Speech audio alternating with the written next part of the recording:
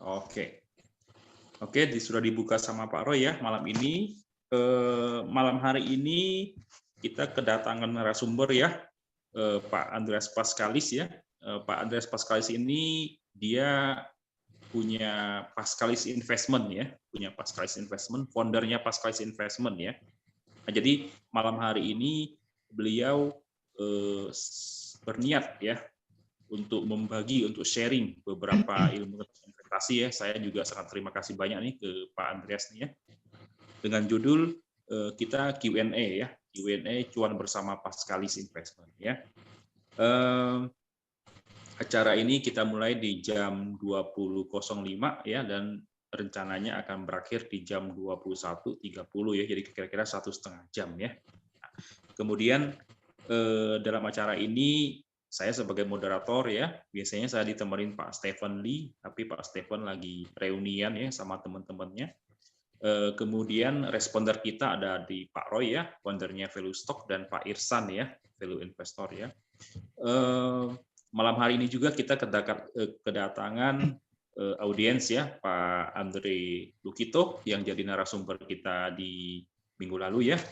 Beliau adalah foundernya Investor Academy Indonesia. Kemudian kita akan mulai ya. Saya akan mulai dengan mengajukan beberapa pertanyaan pembuka ya ke Pak Andreas dulu. Habis itu Pak Andreas akan presentasi mungkin ya, atau sedikit membahas tentang beda emiten ya. Habis itu kita Q&A ya, kita tanya jawab. Silakan teman-teman yang ingin bertanya dengan Pak Andreas ya tentang seputar investasi saham. Lalu kita bahas bareng-bareng ya, kita diskusi sama-sama ya. Di sini kita belajar semua ya, nggak ada yang senior, nggak ada yang junior, semuanya sama ya. Bukan berarti kita lama di bursa saham, berarti kita tahu semuanya, enggak juga ya, enggak juga gitu ya. Ada yang baru di bursa saham, tapi dia belajar terus ya, dia bisa jadi hebat ya, jadi hebat ya. Nah, oke, Pak Andreas, terima kasih ya sudah join malam ini. Ini Pak Andreas, saya ingin bertanya ya, pembukaan ya. Pak Andreas ini filosofi investasinya apa ya? Sebagai value investing atau sebagai grow investing. Itu yang pertama. Kemudian awal mulanya ini Pak Andreas ini masuk ke bursa saham itu sebagai trader dulu atau langsung investor? Gitu Pak Andreas, terima kasih. Oke, makasih. Saya jawab pertanyaan kedua aja ya, biar urut ceritanya. Ya. Ya. Jadi saya itu aslinya bukan orang keuangan. Saya kuliahnya dulu itu marketing manajemen, betul. Itu karena saya nggak tahu mau kuliah apa gitu ya. Jadi saya waktu sekolah itu ya biasa-biasa aja, nggak ranking bawah, ya juga nggak ranking 1, gitu kan.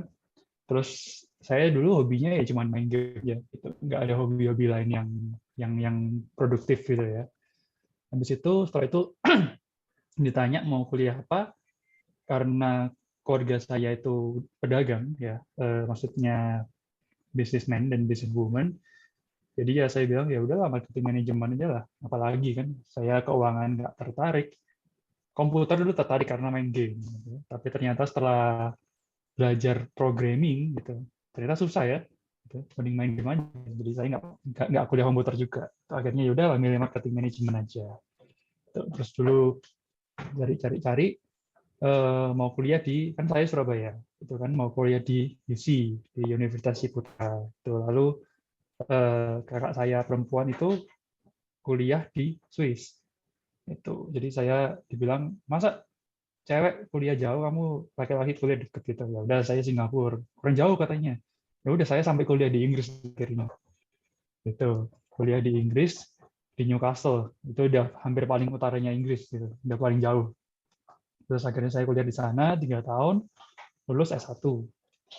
Nah, saya kembali, ya saya mulai pertama kerja ikut orang ya, tapi nggak lama karena waktu itu dipanggil balik Surabaya untuk melanjutkan perusahaan keluarga. Ya waktu itu ada lagi heboh-hebohnya itu ya, TA kalau nggak salah.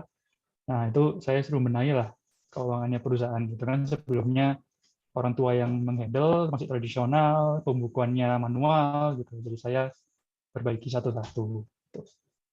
Nah, setelah berjalan mungkin sekitar 2 tahun ya, saya kembali itu 2017 kalau nggak salah. Jadi sekitar 2019 itu eh, perusahaan ini kan perusahaan yang sudah dijalankan oleh orang tua saya ya, dan sukses berhasil gitu, bisa menyekolahkan dua anaknya sampai jauh gitu. Eh, jadi sebenarnya sudah setengah autopilot gitu, di mana ya saya tugasnya adalah pengembangan gitu, maintain itu staffnya sudah ada semua gitu. Ya, saya coba cari-cari yang lain, hobi yang lain, dan waktu itu ketemunya saham dulu kalau nggak salah, saham dulu. Nah, awalnya tentu saja kita tertariknya trading ya. Gitu. Zaman dulu saya nggak tahu siapa itu Logan Hall, Warren Buffett aja. Saya kira yang punya Walmart kan, Berkshire Hathaway itu, ternyata bukan. Gitu. Nah, terus setelah itu belajar-belajar sampai belajar forex, tapi nggak sampai masuk uang ya, hanya belajar chart, ya kan, belajar support resistance, terus RSI dan lain-lain itu saya tahu semuanya. Gitu. Saya belajar sambil saya tetap mengelola bisnis keluarga sebagai direktur waktu itu. Nah, berjalan mungkin beberapa bulan aja sih. Lalu suatu hari itu saya ingat saya jam 9 ada meeting sama staff, ya kan?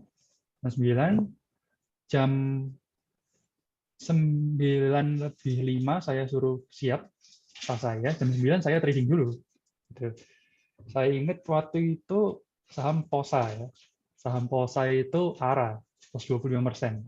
Gitu.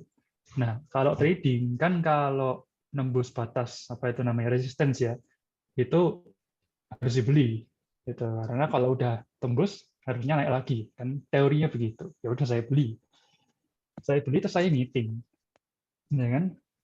Setelah selesai meeting itu jam 11 saya kembali ke komputer, lah kok ARB itu. Jadi saya ingat sampai sekarang saya tuh minus 44,44% di saham POSA. Ya ini saya orangnya nggak terlalu apa mistis ya, tapi Pak Sugito kan tahu ya, kalau di Chinese itu 4 itu kan artinya mati ya. Nah, ini Ya, ada 44,44, ini 4 angka 4 gitu loh. Ya, saya si ini ya. cuma kebetulan aja, iya. Matinya 4 kali gitu. Terus saya akhirnya waktu itu mikir, ini rasanya nggak bisa saya trading. Karena saya masih ngurusin perusahaan keluarga gitu. Jadi kalau ada masalah di perusahaan, dan waktu itu hampir setiap hari ada, itu berarti saya tinggal tradingnya. Nggak mungkin saya belain tradingnya kan. Jadi saya harus cari cara lain supaya saya nggak harus mantengin komputer terus setiap hari. Gitu. Mulai cari-cari yang lain, mulai tahu ceritanya Lo Keng Hong waktu itu, cari-cari, ketemu dengan Pak Teguh Hidayat. Ya. Pak Teguh Hidayat ini kan memang salah satu investor senior yang mungkin paling aksesibel ya. Gitu. Cara dia membahasnya itu paling sederhana, paling enak, dan orangnya ngomongnya juga cukup cukup bisa dimengerti oleh pemula gitu. Nah, saya belajar.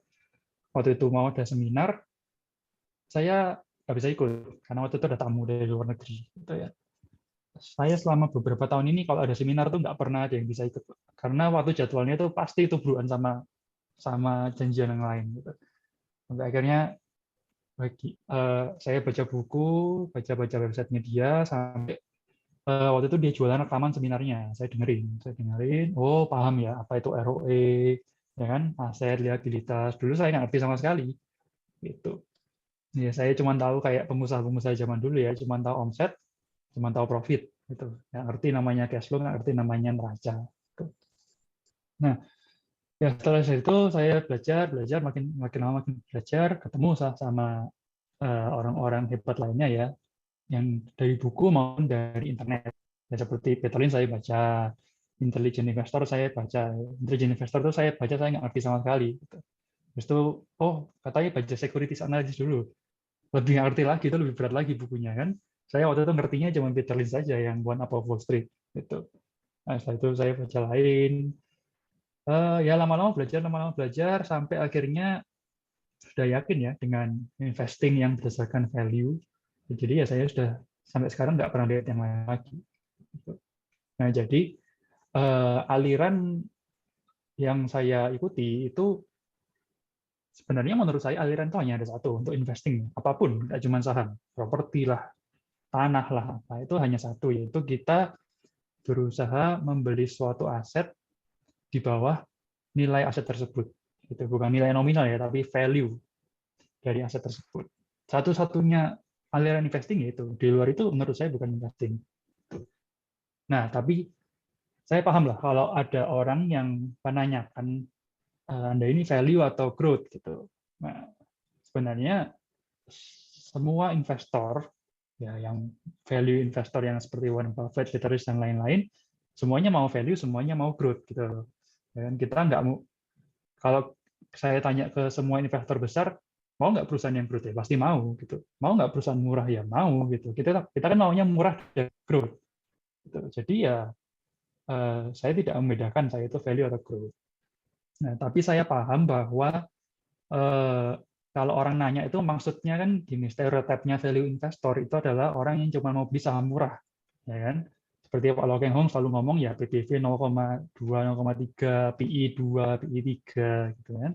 Sedangkan orang yang stereotipnya growth investor itu adalah orang yang pokoknya growth. Aku nggak tahu evaluasinya berapa, pokoknya growth. Gitu. Nah, saya berdiri di tengah-tengah ya.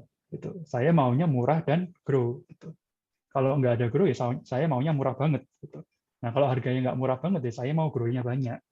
Gitu kan. Nah, saya nggak mau perusahaan yang decline dan harganya nggak murah sekali, atau perusahaan yang harganya sebenarnya nggak terlalu murah-murah amat, nggak grow lagi, saya nggak mau. Gitu. Jadi ya saya mau kedua. Seperti itu Pak Suginto, kurang lebih ya. Oke, luar biasa ya teman-teman ya. Jadi sudah mau grow, mau murah ya, tawar habis lah pokoknya mah, baru beli ya. Itu hebatnya ya, value investing ya. Oke, mungkin pertanyaannya satu dulu ya, Pak Andreas ya. Ada banyak nih saya pengen tanya nih ya, tapi nanti kita kasih ke teman-teman aja. Mungkin langsung aja, Pak Andreas, silakan. Oke. Ada yang mau dipresentasikan? Jadi ya buat teman-teman ya, saya awalnya diundang Pak Suginto ini, saya kan ngomong ya Pak, ini anak saya baru lahir ya, sekarang usianya baru 18 hari ini sekarang. Nah itu saya nggak ada waktu buat nyiapin materi, katanya Q&A aja Pak, Q&A aja. Oke. Minggu lalu saya ikut ya dengan yang Pak Andre Lukito ya. Saya ikut, oh Pak Andre Lukito ini materinya bagus, gitu. Filosofinya bagus, terus ada responder gitu. Oh, pikiran saya tuh saya jadi responder gitu ya kan, tanya jawab aja gitu.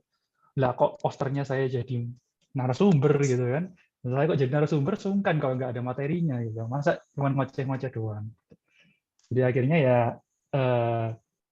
saya bawakan lah ya. Jadi saya itu di Pascalis Investment ada mengadakan namanya PI Meet ya, Pascalis Investment Meet, di mana kita bertemu dengan, kita janjian ya, dengan orang-orang untuk saling mempresentasikan minimal satu emiten.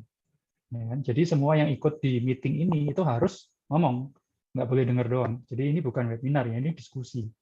Gitu.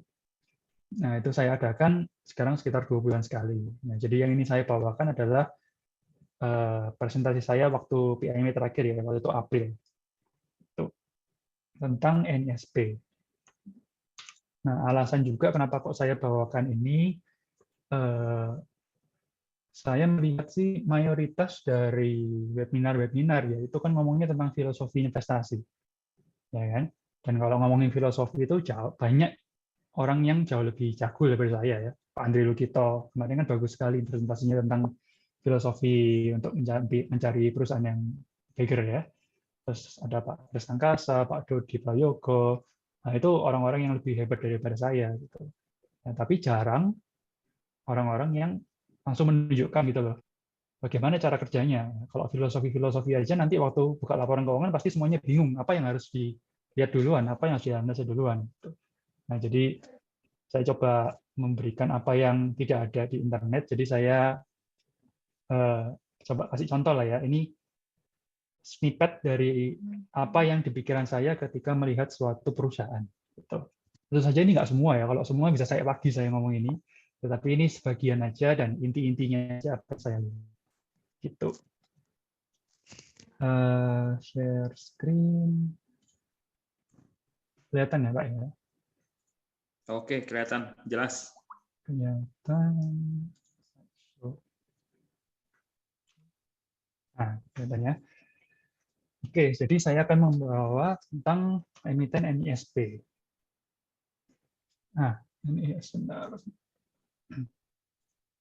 Nah, sekarang pertama itu saya lihat dulu yang punya perusahaan itu siapa, ya kan? Nah, ini OCBC NISP yang di hijau di bawah ini.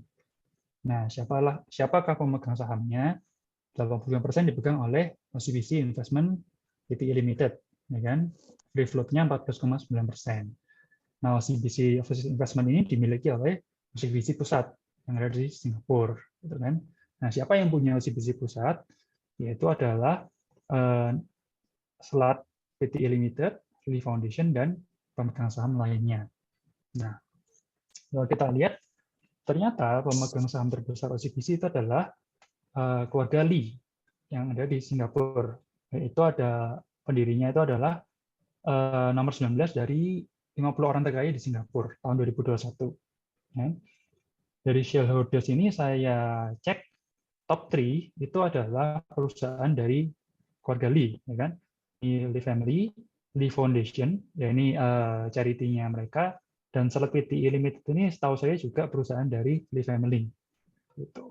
Nah, lalu baru nomor 4 dan nomor 5 ini adalah apa namanya itu hedge fund ya, hedge fund di Amerika, Vanguard dan BlackRock. Apa sih OCBC itu? OCBC itu adalah bank nomor 2 terbesar di Singapura. Nomor 1 adalah DBS, dan nomor 3 OCBC. Lalu nomor 4 dan nomor 5 ini Malaysia ya. Oh, ini kan soalnya largest Southeast Asian bank by asset. Nah, lalu apa kelebihannya OCBC dibandingkan bank-bank lain? OCBC itu selalu membanggakan bahwa mereka adalah bank yang paling safe.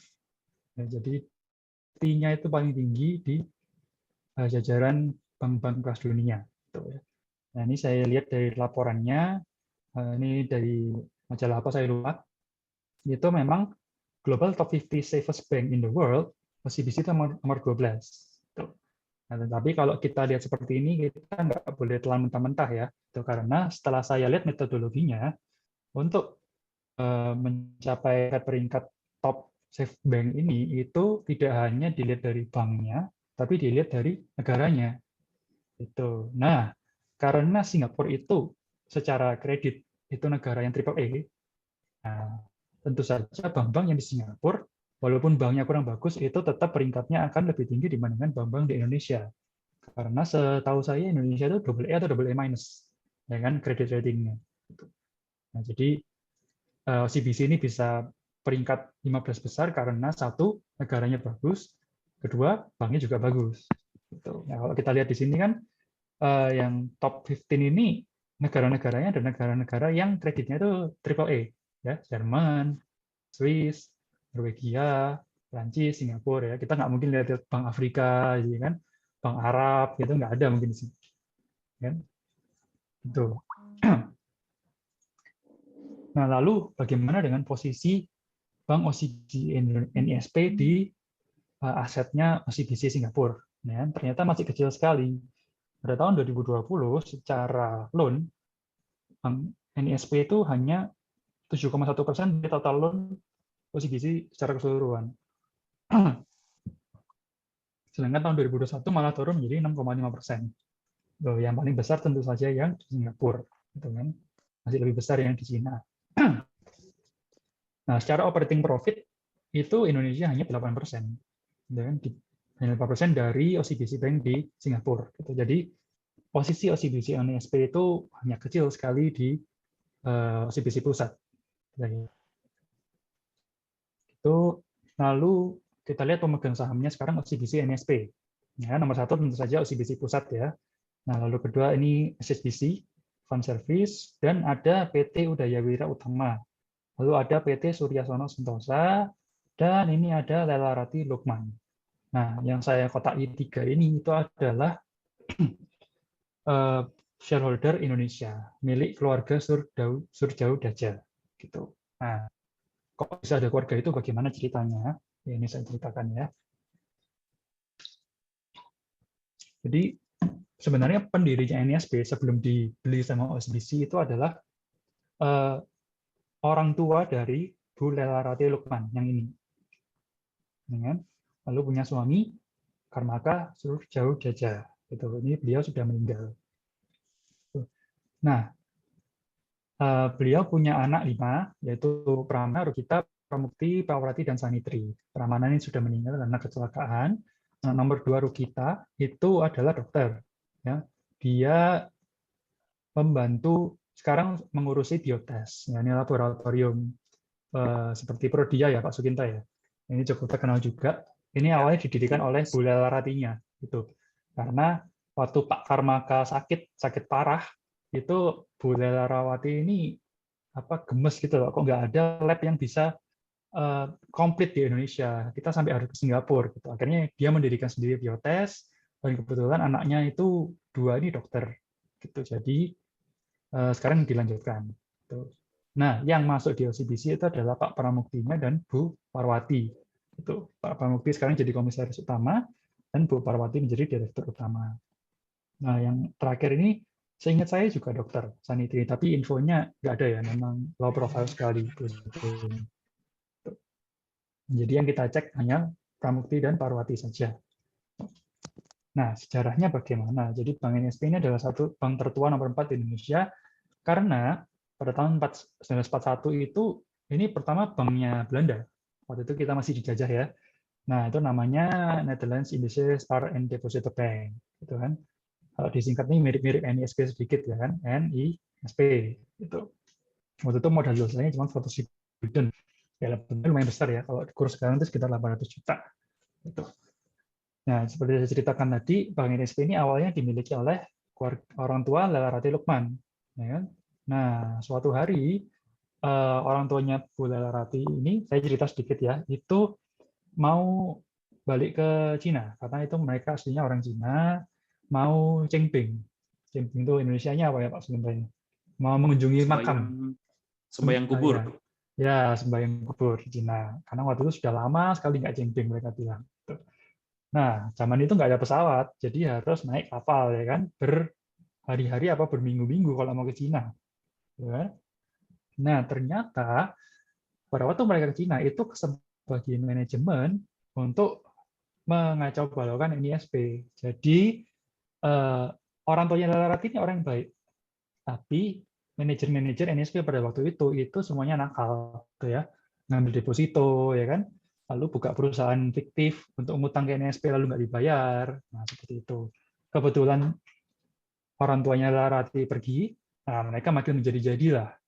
Jadi waktu itu mereka sampai membuat suatu program di mana kamu naruh deposito sekitar 4 juta rupiah, dapat mobil waktu itu.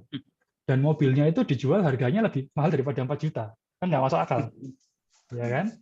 Nah, orang-orang pasti berbondong-bondong kan, semua nabung di NSP untuk nanti dijanjiin dapat mobil. Gitu.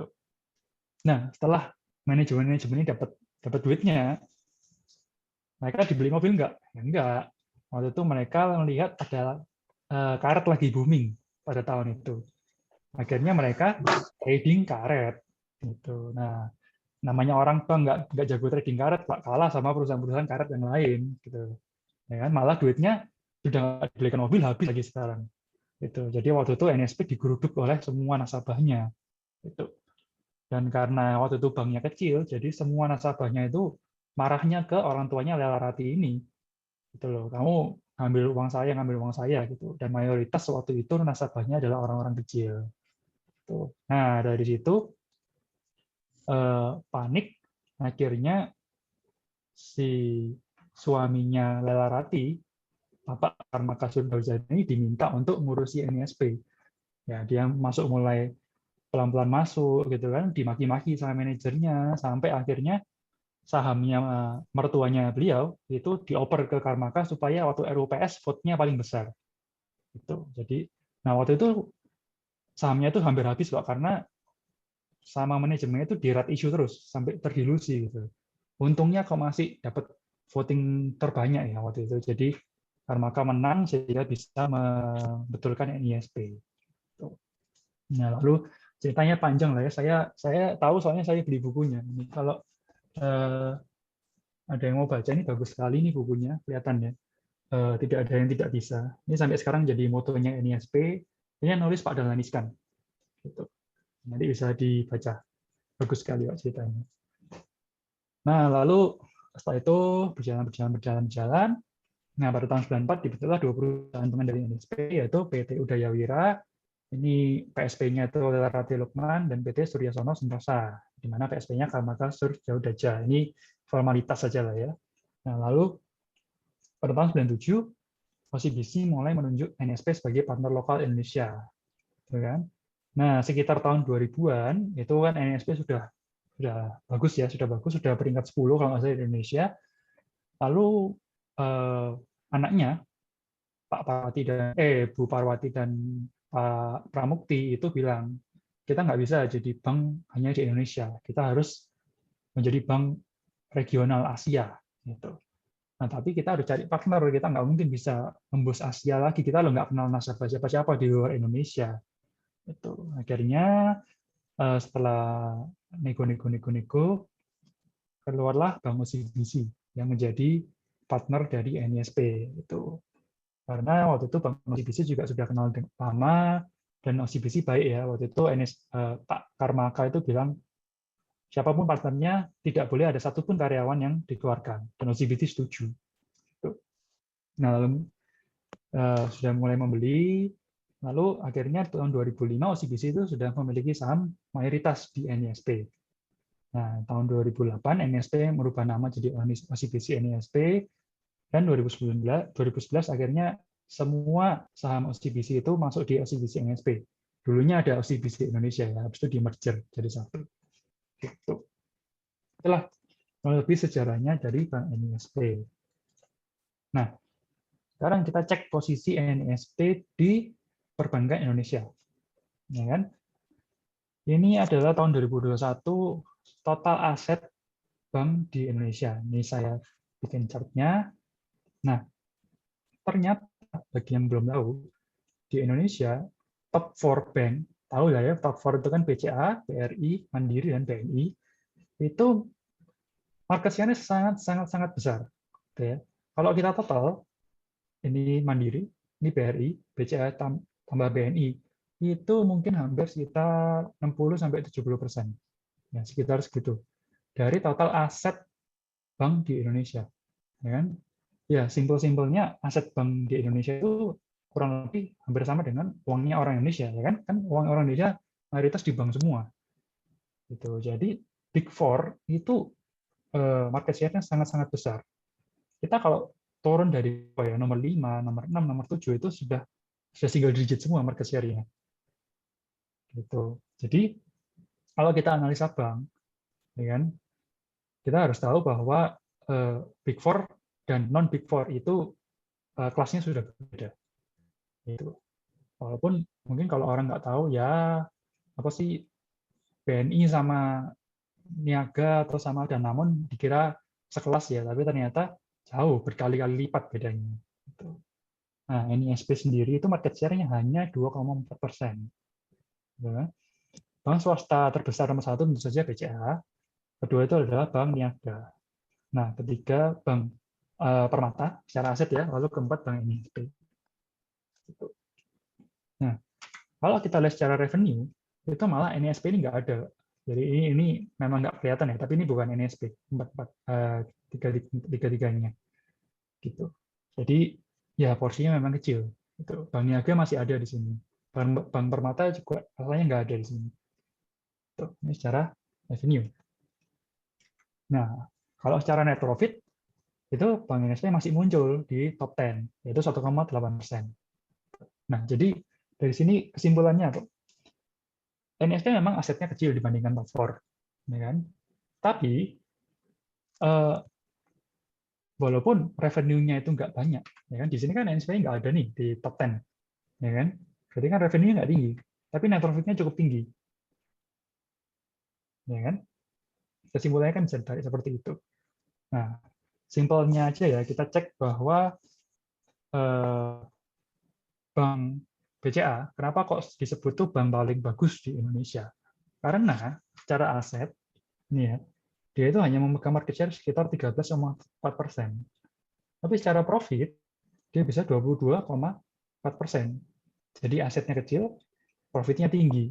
Nah, ini kan ciri-ciri perusahaan bagus seperti itu ya.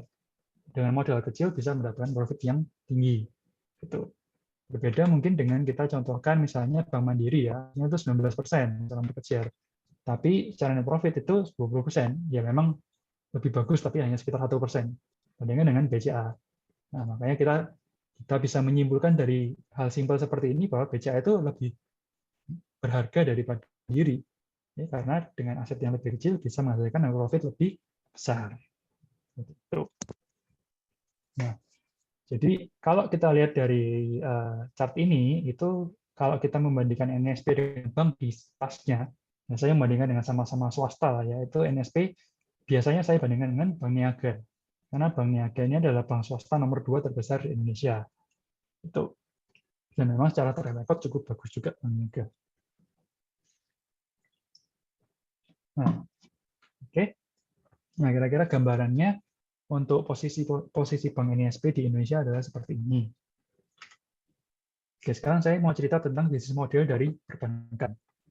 Perbankan ini agak beda dengan manufaktur, di mana bisnis modelnya itu sebenarnya sangat simpel, tapi prakteknya cukup rumit. Kenapa kok simpel? Karena bank itu modalnya uang, yang dijual juga uang. Nggak perlu ada perubahannya. Kalau manufaktur kan dari tepung, dimasukkan sesuatu, diproses, jadilah mie instan. Dari ayam, masih tepung digoreng, jadilah KFC, jadilah McD. Tapi kalau bank dari dapat uang, dijualnya juga uang. Gitu. Sangat simpel sekali. Nah, terus bagaimana alur bisnisnya? Jadi dari awal itu adalah ini nasabah. Ya kita ini nasabah bank kan, itu naruh duitnya di bank dalam bentuk ada 3 ya, ada giro, ada tabungan, ada deposito. Giro ini biasanya untuk perusahaan-perusahaan ya. Tabungan ini biasanya untuk kita retail dan deposito ya. Tahu ya, perusahaan dan retail juga bisa naruh deposito. Nah, ini disebut oleh dana pihak ketiga atau disingkat DPK. Yang perlu kita cek adalah DPK-nya berapa banyak dan modal HPP-nya bank ini berapa. Nah, HPP-nya bank karena modalnya kan uang dari nasabah. Nah, sekarang kita lihat interest rate-nya berapa. Nah, itu kan kelihatan berarti modalnya bank ini mahal atau murah. Tuh. Ya, kalau ini pabrik mie instan, ya ini tepungnya mahal murah lihat dari DPK interest rate. Gitu. Nah, selain tabungan dari nasabah, apakah ada modal lain? Ada. Bank itu boleh pinjam ke bank lain, boleh. Lalu juga punya modal sendiri ya dalam bentuk ekuitas. Tetapi bank yang bagus itu harusnya mayoritas itu dari nasabah. Karena dana dari nasabah pasti lebih murah daripada kalau bank pinjam ke bank lain. Ya kan?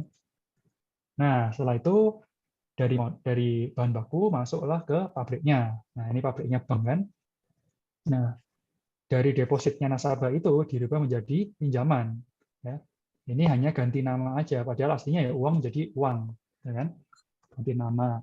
Nah, apakah yang harus kita cek? Itu adalah pertama loan to deposit ratio, yaitu dari deposit yang didapatkan sama nasabah itu bisa berubah menjadi berapa pinjaman, ya kan? Semakin tinggi semakin bagus, tapi terlalu tinggi juga jelek ya. Nah, semakin rendah semakin jelek, tapi terlalu waduh makin jelek, gitu artinya tidak efisien. Nah, lalu pabriknya butuh operasional kan? Nah, karena dia tidak ada HPP ya, kita lihat dari operational cost, atau biasanya saya cari adalah SGA ya, Sales, General, dan Administrative Cost. Nah, lalu customer siapa? Adalah mayoritas perusahaan-perusahaan yang meminjam uang ke bank. Jadi dari loan, produknya tadi, nah itu dikembalikan lagi, nah ini artinya bayar utang ya, payback. Dikembalikan lagi ke bank agar bank bisa mengembalikan ke nasabah. Nah, apa yang harus kita cek? Ya, tentu saja omsetnya bank. Omsetnya bank itu kan interest rate dari loan, dari pinjaman tersebut berapa persen. Nah, dari pinjaman itu Itu NPL-nya berapa? Ini adalah pinjaman-pinjaman yang tidak terbayarkan atau pinjaman-pinjaman macet. Gitu. Jadi omsetnya berapa? Nah, lalu ini bisa dianggap sebagai returnya itu berapa? Dan kalau omsetnya kecil, returnya tinggi, ya otomatis profitnya akan mengecil. Ya, logikanya seperti itu. Oke. Nah, ini kenapa kok ada coretan? Oh, oke. Nah, sekarang kita lihat satu-satu ya dari bahan bakunya dulu di DPK. Oke, dari nasabah. Oke, nah ini nggak usah bingung, ini saya sudah pecah-pecah menjadi 3, ya kan? KASA itu adalah current account, savings account. Current account tadi giro, savings account itu tabungan. Nah, ini saya campur jadi satu, biasa disebut dana murah. Kenapa? Karena kalau kita naruh duit di bank, bentuknya tabungan atau giro, kan bunganya kecil sekali. Kalau di BCA itu 0, setahu saya. Kan? Sedangkan ini namanya TD itu time deposit atau deposito. Ini adalah dana yang lumayan mahal. Dimana kalau kita naruh di bank kan bunganya deposito lebih tinggi ya daripada bunga current account savings account. Ini kenapa kok dicoret-coret ini? Nah, lalu persentase ini adalah persentase dari kasa saya bandingkan dengan liabilitas. Nah, pada umumnya kalau kita lihat laporan-laporan di perbankan itu kasa dibandingkan dengan DPK. Jadi dari 87 triliun yang berbentuk kasa itu berapa persen, yang berbentuk deposito berapa persen. Nah, tapi saya lihatnya nggak suka seperti itu. Saya langsung lihat melalui ke liabilitas. Karena pikiran saya, kalau misalnya oke lah, katakanlah DPK-nya dia 100, ya kan? Kasanya 60, berarti kan kasanya 60%. Oh, bagus sekali. Berarti kan dana murahnya banyak. Nah, tapi kalau ternyata liabilitasnya 200, nah itu sama aja bohong. Jadi DPK-nya itu ternyata cuma separuh dari liabilitasnya bank. Kasanya hanya separuh, berarti hanya seperempat dari liabilitas. Nah, kalau kita bandingkan langsung dengan liabilitas kan langsung ketahuan, oh kasanya 25% dari liabilitas, DPK-nya 84%. Jadi saya nggak harus kerja 2 kali. Itu. Ini bisa dibantu dihapus coretannya ini. Terus kalau kita lihat secara sejarah ya, dari tahun 2010 sampai 2014, itu kasa dari NSP ini cenderung flat, ya, dari 22 menjadi 25 triliun. Dan baru membaiknya pada tahun 2015. Nah, makasih ya. Kenapa kok 2015 ini membaik? Karena ada pertumbuhan cukup tinggi di kredit wholesale. Apa itu kredit wholesale? Adalah kredit kepada perusahaan yang sangat besar, yang kalau pinjam itu hitungnya sudah triliun. Gitu. Nah, kenapa Pak kalau kok kreditnya naik ke perusahaan besar, kasanya juga naik? Nah, bagi kita yang punya perusahaan atau punya usaha, ya, yang pernah utang bank, itu kan kita kalau mau ngutang ke suatu bank, itu pasti kita disuruh buka tabungan di situ, ya kan? Suruh buka tabungan minimal untuk bayar utangnya aja. Nah, syukur-syukur kalau operasionalnya juga pakai tabungan di rekening di bank tersebut. Tuh. Nah, jadi kalau kredit wholesale-nya naik, perusahaan-perusahaan besar ini pasti disuruh buka rekening giro di bank-bank itu. Nah, biasanya kalau sudah cukup rutin ngutangnya ke NSP, ya rekening-rekeningnya operasionalnya itu langsung ditaruh di NSP juga. Jadi logikanya adalah nggak cuman dapat loan-nya aja, tapi juga dapat perputaran uangnya, yaitu dana murah dan depositonya. Kalau perusahaan kan mayoritas pasti di rekening giro kan, nggak mungkin perusahaan taruh banyak deposito. Ya kan? Kalau naruh banyak deposito, tutup aja usahanya, kan? Kalau nggak usah usaha. Gitu. Nah, tapi kalau kita lihat dari jumlah DPK, ya, ini naiknya cukup signifikan dari 39 sampai jadi 87. Nah, ini lebih double lebih sedikit. Gitu. Tapi mayoritas berasal dari time deposit dari 17 menjadi 51. Kasanya kan naiknya itu baru-baru di akhir-akhir aja. Gitu. Jadi NSP itu jagonya hanya di time deposit selama 2010 sampai 2015. Nah, lalu kalau kita lihat rate-nya ini adalah bunga yang diberikan oleh bank kepada nasabah ya, jadi kepada kita itu lebih rendah dibandingkan bank niaga. Padahal bank niaga itu asetnya lebih besar 2 kali lipat daripada ISP. Logikanya, bank yang lebih besar, duitnya makin banyak, dia bisa memberikan bunga yang lebih murah, ya kan? Karena ya kayak BCA lah, BCA itu paling besar, bunganya paling rendah kan kalau kita naruh tabungan. Itu karena ya aku sudah dipakai semua orang, ngapain aku ngasih bunga gede-gede ke nasabah gitu, kecil aja orang pakai kok. Tapi NSP ini kok berani ya, dia memberikan rate yang lebih rendah daripada bank niaga. Tuh. Nah, pada tahun 2010 sampai 2015, kasa dan time deposit bank niaga itu stabil bertumbuh. Gitu. Nah, jadi yang bisa disimpulkan adalah rate-nya NSP ini lebih rendah dari bank niaga, asetnya lebih kecil, tentu saja tidak bisa bersaing dengan bank niaga. Kalau tadi kita ingat, kasanya bank niaga itu kan naiknya hanya tahun 2015 saja. 10 sampai 2014 itu stuck. Ya kan? Kalah dengan bank niaga. Ya iyalah, udah banknya lebih kecil, rate-nya lebih rendah, kita ya pasti kalah dengan bank niaga. Itu.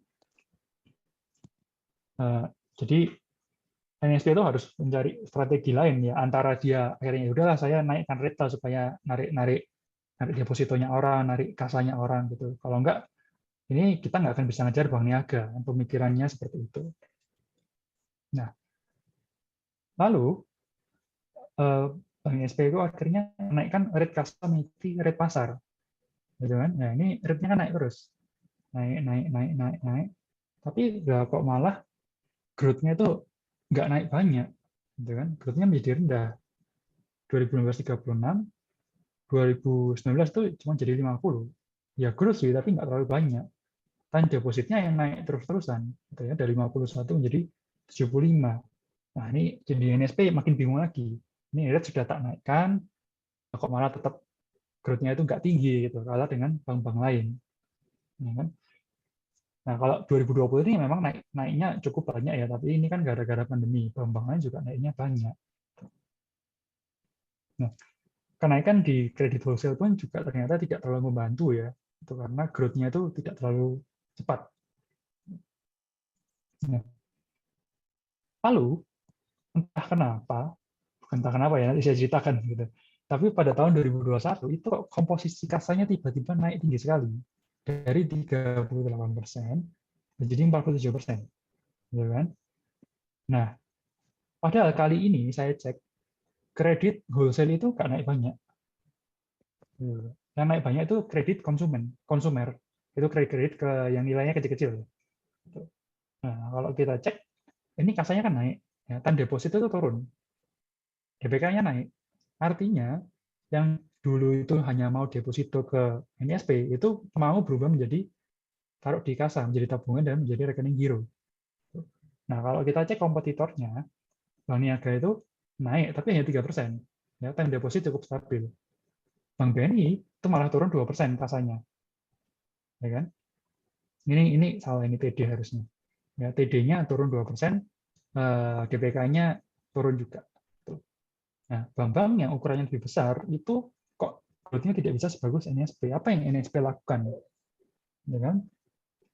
Nah, ini waktu itu saya cek ya, ini sekitar bulan Maret itu saya cek, mereka tuh buka namanya Financial Fitness Gym. Ini di salah satu mall mewah di Surabaya, ya, Mall Ciputra World. Gitu. Ini adalah cabang bank, nggak kelihatan kayak cabang bank ya. Ya, banyak orang yang mengira ini gym kayak celebrity fitness gitu, tapi ternyata ini cabang bank. Dan ternyata mereka itu bukanya sangat besar menurut saya. Nah, ini cabangnya seperti ini. Nah, ini bisa kita lihat, ini satu lantai mall ya. Dan mall ini cukup besar. Ini dipakai semua oleh ISP. Dari yang pojok kiri kanan, ini ada patung kucing ya kan.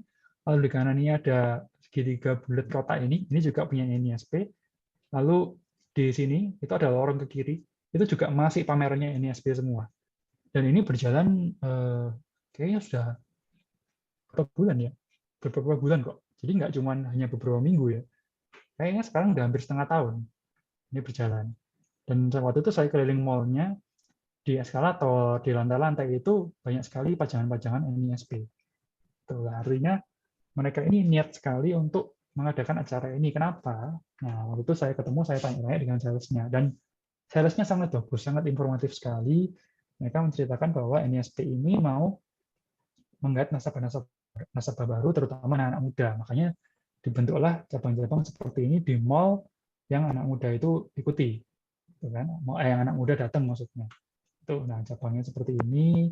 Di sini ini cabang beneran, jadi ada teller, lalu ada CS, ada kafe, ya kan? Ada tempat untuk ngumpul, ada komunitas, dan hampir setiap hari itu ada semacam webinar-webinar dengan influencer-influencer yang terkenal ya, seperti Alexandro, seperti pakar-pakar keuangan. Gitu. Jadi intinya mereka itu mau membuat sebuah bank yang fun untuk anak muda yang fokus utamanya adalah edukasi dulu tentang keuangan. Nah nanti dari edukasi pelan-pelan dikirim ke produk-produknya NISP, tentu saja. Gitu.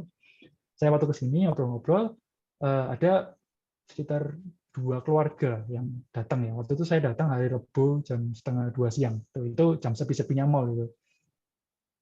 2 keluarga datang, mereka mau buka tabungan anaknya, ya kan, tanya promo-promo dan lain-lain. Gitu. Dan saya tanya, rame nggak sih? Ya rame, terutama kalau weekend ya, itu cukup rame di sini karena cukup fun. Jadi lalu ini di Surabaya nantinya akan buka di Jakarta, tapi belum tahu kapan. Jadi saya rasa ini adalah salah satu langkah yang sebenarnya lumayan signifikan loh, ya, untuk sebuah bank berani nyewa ini sekitar sepertiga lantainya mall itu untuk buka cabang dan buka event. Itu dan berjalannya berbulan-bulan. Nah, ini mungkin salah satu usaha NISP untuk menaikkan kasa, ya kan. Sekarang dia juga ada tabungan nyala namanya. Tabungan ya kayak semacam bank-bank digital gitu lah ya, tapi bukan bank digital, hanya tabungannya aja. Itu pakai artis-artis terkenal kayak di Corbusier, pakai Erich Brian gitu. Nah, itu sebenarnya menggait anak muda. Nah, kalau anak muda itu kan lebih banyak pakai kasa, ya kan, karena taruh di kasa nanti buat shopping di e-commerce, buat belanja, buat beli kopi dan lain-lain gitu. Ini mungkin strategi barunya seperti itu. Dan ya kita lihat saja apakah ini investasinya ini berhasil apa tidak ke depannya. Oke, kita sudah lihat dari sisi bahan baku. Sekarang kita lihat dari sisi pabriknya ya, yaitu dari bank. Nah, kita cek LDR dan cost dari operasional. Nah, LDR pada tahun 2016 sampai 2019 itu sebenarnya cukup stabil di 90-an%. Ya kan? Tahun 2016 ini tahun 2000 ini saya salah ketik ini. Tahun 2015 itu naik karena DPK-nya itu naik banyak tapi loan-nya nggak naik banyak. Ya kan? Tahun 2016 itu kebalik, sorry. Tahun 2015 ini kan ekonomi lagi lesu ya. Jadi loan-nya lebih tinggi daripada DPK pada biasanya. Jadi loan-nya naik, DPK-nya turun sehingga loan dibandingkan dengan deposit, ya kan, itu sekitar 96,3%. Jadi 84 dibagi 87. Ya. Nah, tahun 2016 kita cek DPK-nya itu naik banyak, naik banyak karena naik 21%, tapi loan-nya hanya naik sedikit. Nah, kenapa kok naik sedikit? Menurut saya karena 2015 ini ekonomi lesu. Nah, kalau kita kasih kredit bank itu kan efeknya ke tahun depannya, ya kan? Jadi ngefeknya ke 2016 sehingga mereka nggak bisa ngasih loan terlalu banyak. Kita takut NPL-nya tinggi. Sehingga LDR-nya turun jadi 65. Nah, tahun 2017 mulai stabil lagi, sehingga loan-nya naik banyak, DPK-nya growth-nya biasa-biasa aja, sehingga LDR terjaga di 90%-an. Nah, tahun 2020 pandemi otomatis kredit itu mulai direm karena takut banyak kredit macet, tapi DPK makin banyak karena duitnya orang-orang ini nggak kepake, akhirnya masuk ke tabungan sama deposito. Kenaikan DPK 33%. Nah, kalau kita bandingkan, Bank Niaga itu DPK-nya naik 23%, BNI 19%. Nah, kalau kita lihat dengan Bank Niaga itu LDR-nya memang tinggi. Biasanya itu 92% ke atas. Nah, tahun 2020 juga ngedrop, tapi karena asalnya tinggi, yang ngedropnya nggak terlalu sampai di bawah 70%. Ya. Tapi 2021 ngedrop lagi cukup banyak. Dibandingkan dengan NISP yang setelah ngedrop, tahun 2021 ngedropnya nggak terlalu banyak. Itu. Saya suka bank yang LDR-nya di sekitar 85-92%. Di bawah 85% itu artinya bank kurang efisien. Seperti di saat pandemi ini, bank kan nggak efisien, gitu kan? Modalnya dapatnya banyak, tapi yang dijadikan pinjaman sedikit. Ya, tapi ini kan mau tidak mau. Seharusnya kalau stabil bisa di atas 85%. Saya juga nggak suka yang tinggi sekali, di atas 92, di atas 95%, gitu kan?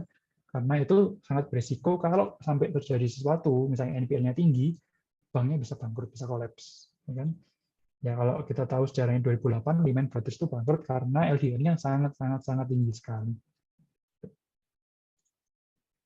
Nah, sekarang kita cek dari operational cost-nya ya. Untuk itu, ini kalau saya bandingkan cost dari SG&A ke revenue, itu NSP ini cukup rendah, sekitar 26,7%, average 2018 sampai 2021.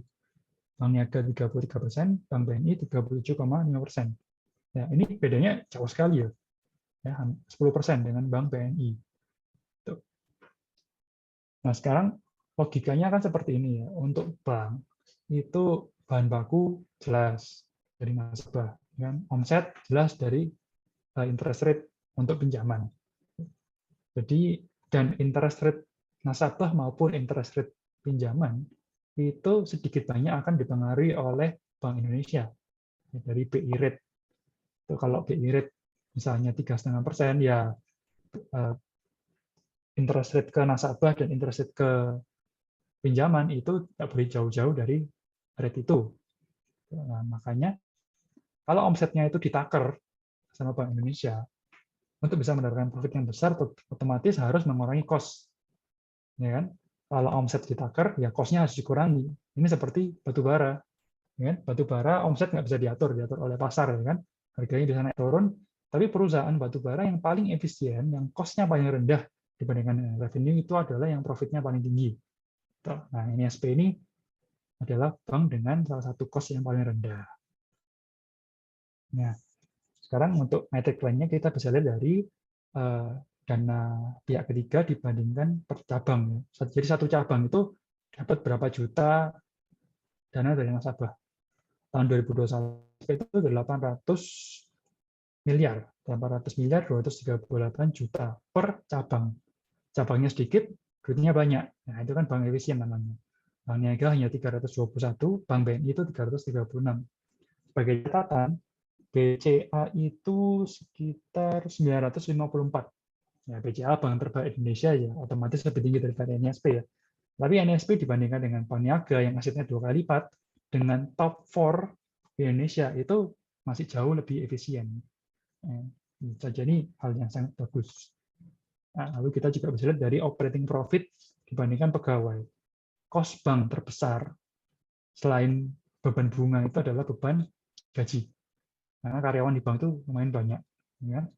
Nah, per satu orang pegawai di NSP itu bisa menghasilkan, ya dalam tanda kutip, bisa menghasilkan profit berapa banyak. NSP itu 950 juta per orang.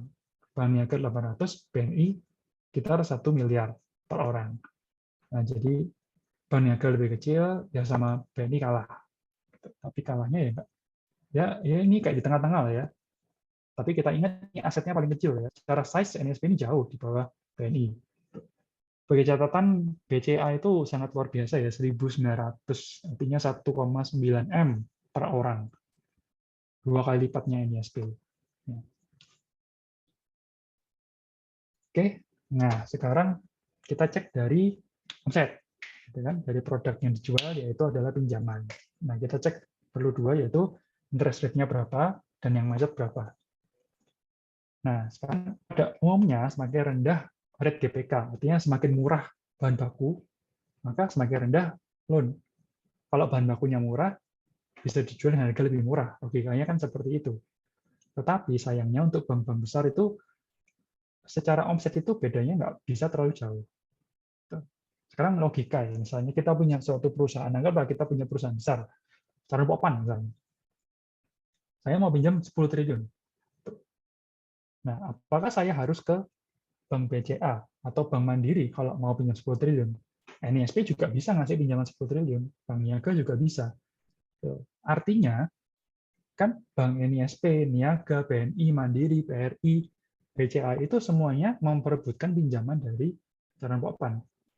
Nah, kita sebagai cara pokpan tinggal milih kan mana yang pertama koneksinya dekat, kedua bunganya rendah.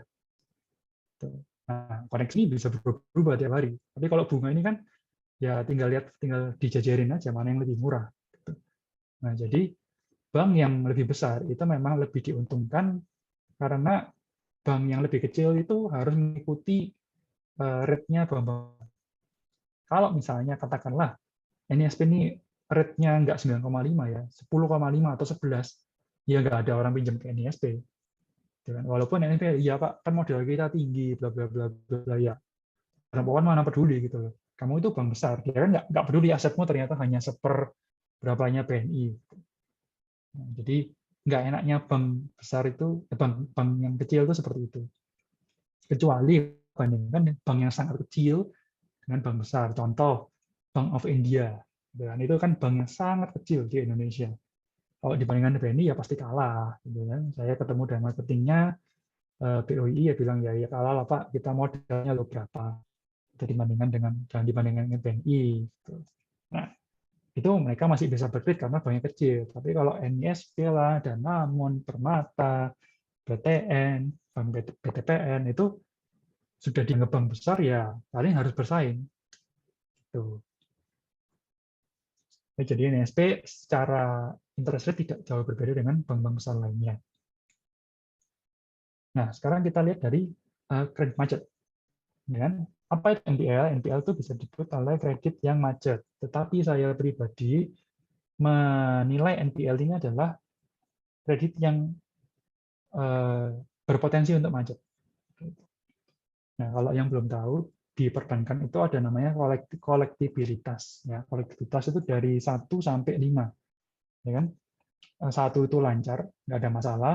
Kedua itu dalam perhatian khusus, ini udah menunggak 0 sampai 90 hari. Terus sampai kolektibilitas 5, itu artinya macet. Di mana ya sudah ini orang nggak mungkin bayar lah. Gitu. Nah, NPL yang ada di laporan keuangan atau di presentasi bank itu biasanya ada 2. Kan gross NPL itu adalah call 3 sampai call 5. Dan ingat ya, call 1 lancar, call 2 3 bulan. Nah, call 3 sampai call 5 ini gross NPL. Nah, kalau net NPL itu adalah yang macet doang. Jadi yang benar-benar sudah macet nggak mungkin dibayar, nah, itu baru namanya net NPL. Saya pribadi, call 2 sampai call 5 saya masukkan sebagai NPL semua. Pokoknya kamu lewat jatuh tempo 1 hari, saya masukkan sebagai NPL. Karena yang menentukan dia jatuh tempo satu lebih berapa hari itu bank, ya kan? Apakah bank jujur melaporkan kreditnya itu macet sudah lebih jatuh tempo berapa hari? Saya nggak yakin, karena ada bank yang agak nggak masuk akal gitu loh, terlalu kecil kredit yang lebih dari jatuh tempo. Jadi ya saya tidak percaya 100%, tulisannya ada di LK, jadi untuk lebih konservatif saya masukkan semuanya aja, pokoknya lebih jatuh telat bayar 1 hari, saya langsung masukkan sebagai kredit macet. Nah, NPL-nya NISP itu secara average lebih rendah dibandingkan sekali lagi Bank Niaga dan Bank BNI. Dan bedanya lumayan. 1% bank itu lumayan tinggi. 1% ini dibandingkan dengan total pinjaman. Nah, pinjamannya kan itu puluhan triliun. Jadi beda 1% itu bedanya sangat-sangat tinggi. Tuh, ya. Jadi NISP ini sudah bank efisien dan cukup aman. Jadi milih kreditornya itu nggak ngawur gitu ya. Benar-benar pilih kreditor yang aman. Nah, lalu apa ini restructure rate? Kredit itu misalnya macet, ya kan? Kita pinjam terus macet, itu sama bank nggak harus udah macet, jaminanmu kita sita, nggak semerta-merta seperti itu. Kadang bisa nego ya, kalau perusahaannya itu punya itikat baik, nah itu bisa nego. Oh, kita lagi bermasalah, misalnya omsetnya ini, atau saya itu ada masalah, gedung saya kebakaran dan lain-lain, tolonglah dibantu. Oke, dibantu itu macam-macam ya, bisa interest rate dikurangi, bisa jangka waktu diperpanjang, bisa keduanya. Nah, kalau sudah dalam tanda kutip macet tapi masih dibantu, itu masuk ke kredit yang direstrukturisasi, bahasanya seperti itu. Nah, Jadi sebenarnya ini lebih bagus daripada NPL menurut saya. Nah, pada tahun 2020 kan pandemi. Nah, semua orang itu kan macet semua pasti. Perusahaannya langsung ngedrop semua omsetnya, nggak kuat untuk bayar hutang bunga bank. Nah, akhirnya tahun 2020 banyak yang macet. Bank Indonesia itu akhirnya membuat keputusan waktu itu kredit yang direstrukturisasi itu dilonggarkan. Jadi silakan direstrukturisasi, nggak usah di blacklist sama Bank Indonesia, dianggap kredit lancar, dianggapnya kredit lancar. Tapi akhirnya dimasukkan ke kredit restrukturisasi. Makanya ini langsung naik semua, naik sangat-sangat tinggi persentasenya. Nah, pada tahun 2021 itu sudah mulai pemulihan, maka sudah mulai turun. NSP turun 3%, non-niaga turun sekitar 6%. BNI karena BUMN itu utangnya cukup berat ya. Jadi turun tapi masih 20% lebih gradient restrukturisasinya. Seperti itu. Secara average, ya NSP lebih tinggi sedikit ya daripada bank niaga, sekitar 1%. Oke, nah sebelum saya masuk valuasi, jadi kesimpulannya, Bank NSP, dia dari modal. Dari modal sebenarnya dia biasa-biasa aja ya. Growth dari dana murah tidak terlalu tinggi, growth dari deposito dulu tinggi, ya kan? Tetapi pada tahun 2021 dia ganti strategi sehingga tiba-tiba dana murahnya itu jos, kasanya itu naik tinggi, depositonya dikurangi, otomatis modalnya lebih murah. Dengan strategi buka itu ya bank-bank yang modern yang di mall-mall itu. Apakah itu berhasil? Kita harus cek lagi. Dari pabrik, dari banknya. NSP adalah salah satu bank yang paling efisien, ya, dengan cost SGA yang paling rendah dibandingkan bank-bank lain. Lalu secara LDR itu juga cukup oke, di sekitar 90%, tidak terlalu tinggi, tidak terlalu bagus, cukup. Nah, kan dari omset secara interest rate kepada pinjaman itu ya nggak bisa bersaing. Maksudnya tidak bisa tinggi-tinggi banget ya, kalah bersaingnya harus setara dengan bank-bank besar yang modalnya lebih murah daripada NSP. Tetapi NSP mempunyai NPL yang cukup rendah, sehingga pinjaman yang diberikan itu lebih banyak yang lancar daripada yang macet dibandingkan bank-bank lain. Dan kredit yang direstrukturisasi pun dulu nggak tinggi, hanya sekitar 2-4%. Nah, pada saat ini pun sudah mulai pemulihan, dan pemulihannya cukup oke. Jadi, menurut saya pribadi, NSP ini adalah perusahaan yang bagus, bisnis modelnya oke, ya kan? Shareholder-nya oke, bank OCBC, bank nomor 2 terbesar Singapura, bank cukup safety, lalu manajemennya juga oke. Ini satu tambahan, NSP itu terakhir bagi dividen 2004. Habis itu nggak pernah bagi dividen, alasannya manajemen adalah karena modalnya NSP ini nggak cukup kuat. Ya kan? Kalau kita lihat neraca itu kan aset, liabilitas, ada ekuitas. Nah, ekuitas ini kan modal bank. Nah, ekuitas kami ini nggak cukup kuat, kalah dengan bank-bank lainnya. Kami nggak mau bagi dividen supaya, kan kalau nggak bagi dividen akhirnya masuk ke laba ditahan. Nah, laba ditahan kan membesarkan ekuitas. Sehingga ekuitasnya makin besar. Nanti kalau modal kita cukup kuat, kita bagi dividen kok. Mereka bilang seperti itu. Setiap tahun ditanya seperti itu. Tahun 2021, itu mereka menganggap sudah cukup kuat modalnya bagi dividen. Jadi ini beda dengan kita ngomong Bank Panin misalnya. Bank Panin itu kan dari dulu nggak pernah bagi dividen, nggak tahu alasannya kenapa. Nah kalau NSP ini jelas, bilang kami modalnya kurang kuat, kalau sudah kuat kita bagi, dan bagi. Ya, payout ratio kalau nggak salah sekitar 20%, itu payout ratio yang cukup normal untuk perbankan, apalagi perbankan yang masih mau growing. Jadi manajemen cukup oke menurut saya. Apa yang diomongkan itu ditepati. Tidak banyak ya manajemen yang menepati omongannya dia.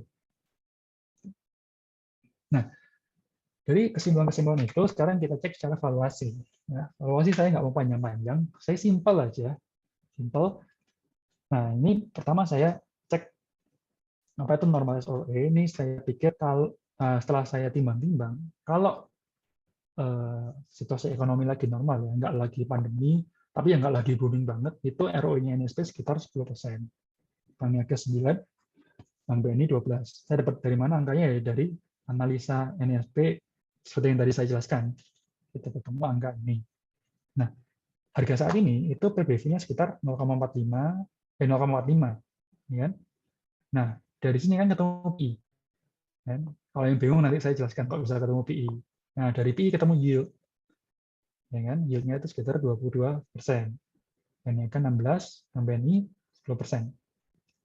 Nah, sekarang kita bandingkan aja sama investasi yang paling aman, yaitu adalah obligasi negara. Ya kan? Saya pakai yang 10 tahun, setelah dipotong pajak itu 6,75%. Nah, kalau disuruh milih investasi yang paling aman lah, kan negara, obligasi negara dapatnya 6,7%. Di NISP, bank yang cukup aman, manajemen bagus, lagi bertumbuh, ada strategi pertumbuhan, dapatnya 22%. Ini bagi saya sih no-brainer pilih NISP. Ya. Dibandingkan dengan bank niaga, lebih tinggi NISP juga. Dengan bank BNI, lebih tinggi NISP juga. Dan bedanya 2 kali lipat ya dengan bank BNI. Jadi menurut saya no-brainer kalau kita mau investasi di bank, pilihlah NISP. Ya, itu sekian presentasi dari saya. Mohon maaf, waduh lama banget ya saya ngomong. Terima kasih. Saya kembalikan ke Pak Suginto ya. Oke, mantep ya teman-teman. Terima kasih banyak nih Pak Andreas ya, presentasinya ya luar biasa ya. Nah, jadi jadi kalau kita istilahnya gini ya, kita membeli saham itu nggak mudah ya. Banyak saham di bursa 720-an emiten ya.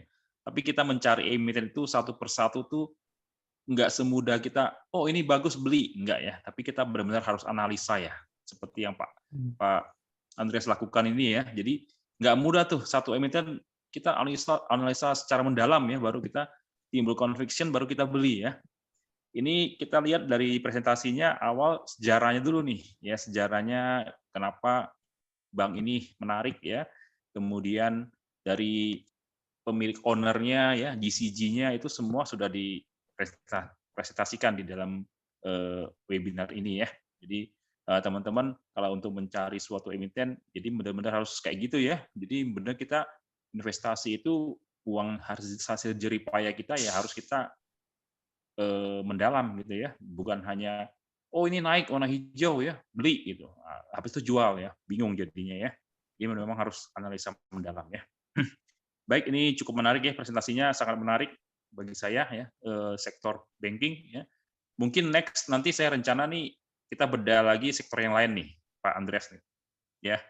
Mungkin sektor Boleh, Pak, boleh. properti ya, sektor consumer segala macam ya, kita bedah sektor yang lain nih. Nanti saya undang Tapi lagi nih pasti nih. saya tahunya nggak banyak kok, Pak. Itu Nggak aja apa-apa, tahunya. kita bedah yang Kan saya tahu aja, pemula juga. ya. Iya. Yang tahu aja. Oke, teman-teman, mungkin saya buka Q&A langsung. Ini presentasinya bagus sekali ya. Kita buka Q&A. Silakan teman-teman yang ingin bertanya seputar materi presentasi boleh. Kemudian di luar itu juga boleh, nggak masalah ya. Silakan. Oke, Mungkin saya mulai dengan responder. Mungkin dari saya dulu ya, Pak Andreas kan tadi bagus sekali ya teman-teman. Jadi ini juga pembelajaran buat kita semua bahwa memang ketika kita mau mencari satu emiten saham itu ya kita harus tahu ownernya siapa, GCG-nya gimana, terus juga tadi juga dijelasin bahwa bisnis modelnya perusahaan itu gimana, terus juga mulai dibandingkan dengan sektor yang sama ya atau kompetitornya gitu ya. Nah, mungkin ini pasti akan sering ditanyakan sih Pak Andreas. Mungkin bisa dijelasin, oh Pak, dengan Bapak membuat presentasi kayak gitu, datanya ambil dari mana Pak? Atau Bapak ada cara-cara apa sih yang Bapak lakukan gitu untuk mendapatkan informasi seperti itu Pak? Oke, baik. Bentar, saya siapkan dulu dokumennya. Saya tuh buka-bukaan aja, Pak. Nggak banyak rahasia-rahasia. Bentar ya. Bentar.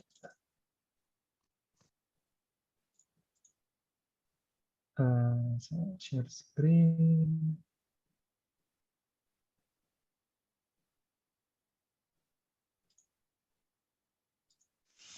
Nah, ini kelihatan ya? Ya, Ada apa? Tabel-tabel ini ya. Nah, jadi basically ya awalnya saya pasti ngambil dari laporan keuangan, ya kan? Saya sharein satu itu aja lah. Saya sharein satu layar aja. Bentar. Screen. Nah, jadi ini dokumen saya ya. Nah, ini NSP, ya kan download semuanya. Kan dari tahun saya biasanya sih dari tahun 2010, ya kan? 2010 sampai 2021 download semuanya, annual report saya baca semua, ya kan? Ini presentasi, kalau bank itu presentasinya biasanya cukup lengkap ya, jadi saya juga download presentasinya. Nah, setelah itu dari angka-angka tersebut saya masukkan ke tabel saya sendiri. Ya. Nah, ini saya diajari oleh salah satu mentor juga yang cukup bagus di Indonesia, dengan cara mengelola laporan keuangan itu ditata dengan rapi ya kan. Seperti itu, keluar seperti ini dari tahun 2010 sampai 2022 ya, 2021. Terus yang saya aneh atau merasa kurang bagus saya kasih merah-merah. Tuh, terus ini dari loan, dari cost structure, rasio, bla bla bla, lalu kayak tadi itu keluar semua ya datanya. Nah, seperti itu. Setelah dari sini kelihatan angkanya, kita cek ada yang aneh apa enggak, pertumbuhannya bagaimana, dan lain-lain. Terus kita cari secara kualitatif, ya kan? Nah, ini kualitatif, ini notes-notes saya. Selain di sini ada juga di buku ya, di buku tulis saya. Lalu saya cek ini pertanyaan-pertanyaan, ya, pertanyaan-pertanyaan yang perlu saya jawab. Nah, ini menentukan ini perusahaan yang bagus apa enggak, keluar semuanya. Nah, biasanya di sini saya tulis sejarah, ini banyak kotak-kotak kosong ya. Saya tulis sejarahnya gimana. Tapi karena sudah saya siapkan di materi presentasi, jadi saya kalau mau lihat sejarahnya tinggal baca presentasi saya lagi aja. Dan terakhir baru ada valuasi. Dengan valuasinya simple kayak tadi aja kok. Itu. Nah, lalu setelah dari sini kita kan lihat kompetitor ya. Kompetitor kita ulangi lagi dari awal, kerja lagi start dari dokumen, lalu balik ke sini. Nah, terus setelah itu kalau bisa dapat data industri itu lebih bagus, Pak. Jadi data industri itu seperti ini ya. Nah, ini ada namanya statistik perbankan Indonesia. Ini saya dapat dari OJK. Ya kan? Nah, ini kelihatan ya. Statistik perbankan Indonesia. Ini kan datanya banyak sekali. Ketemu asetnya, ketemu omsetnya bank, ya kan? Ketemu net profit-nya dan lain-lain. Saya rekap deh. Nah, keluarlah di sini. Ini laporan keuangannya bank di Indonesia, seluruh bank di Indonesia. Nah, dari sini gampang, Mbak. Nah, misalnya tahun 2021, loan ini 5.474 triliun, ya kan? Nah, terus kita cek aja dari misalnya NISP itu loan-nya berapa banyak, ya kan? Nah, itu kan langsung kelihatan market share-nya berapa. Simple kan? Nah, kalau di sini sudah saya buatkan misalnya ini NISP loan itu dia market share tahun 2021 2,1%, ya kan? Tahun 2016 2,1% juga. Nah, di sini kan kelihatan ini market share-nya dia semua. Itu. Nah, tinggal dibuat beberapa bank. Saya hanya baru buat 3 bank. Ya kurang lebih seperti itu, Pak. Cukup jelas ya rasanya. Oke, thank you Pak Andreas. Mungkin teman-teman yang lain yang mau bertanya silakan ya. Oke, teman-teman yang lain, silakan nyalakan kameranya ya. Silakan bertanya dengan Pak Andreas. Saya biar menunggu nih. Saya ingin bertanya nih ke Pak Andreas ya. Atau Pak Irzan dulu nih, responder. Silakan Pak Irzan. Oke. Selamat malam, Pak. Oke, jadi tadinya saya mau nanya sebenarnya, tapi tadi udah terjawab sih dari presentasinya ya, itu detail sekali ya. Tadinya saya nanya keunggulan NISP dibandingkan dengan BNGA ya, dengan ya kurang lebih sih banknya kan nggak, ya memang BNGA lebih besar, tapi ya dia bukan termasuk yang 4 besar itu ya, dan kemungkinan untuk growth-nya masih bagus gitu ya. Jadi memang dilihat ya, ternyata NISP ini lebih efisien dia ya, mungkin dengan cabang yang lebih sedikit tapi dia bisa menghasilkan revenue perbandingannya yang lebih baik lah per cabangnya gitu ya. Gitu.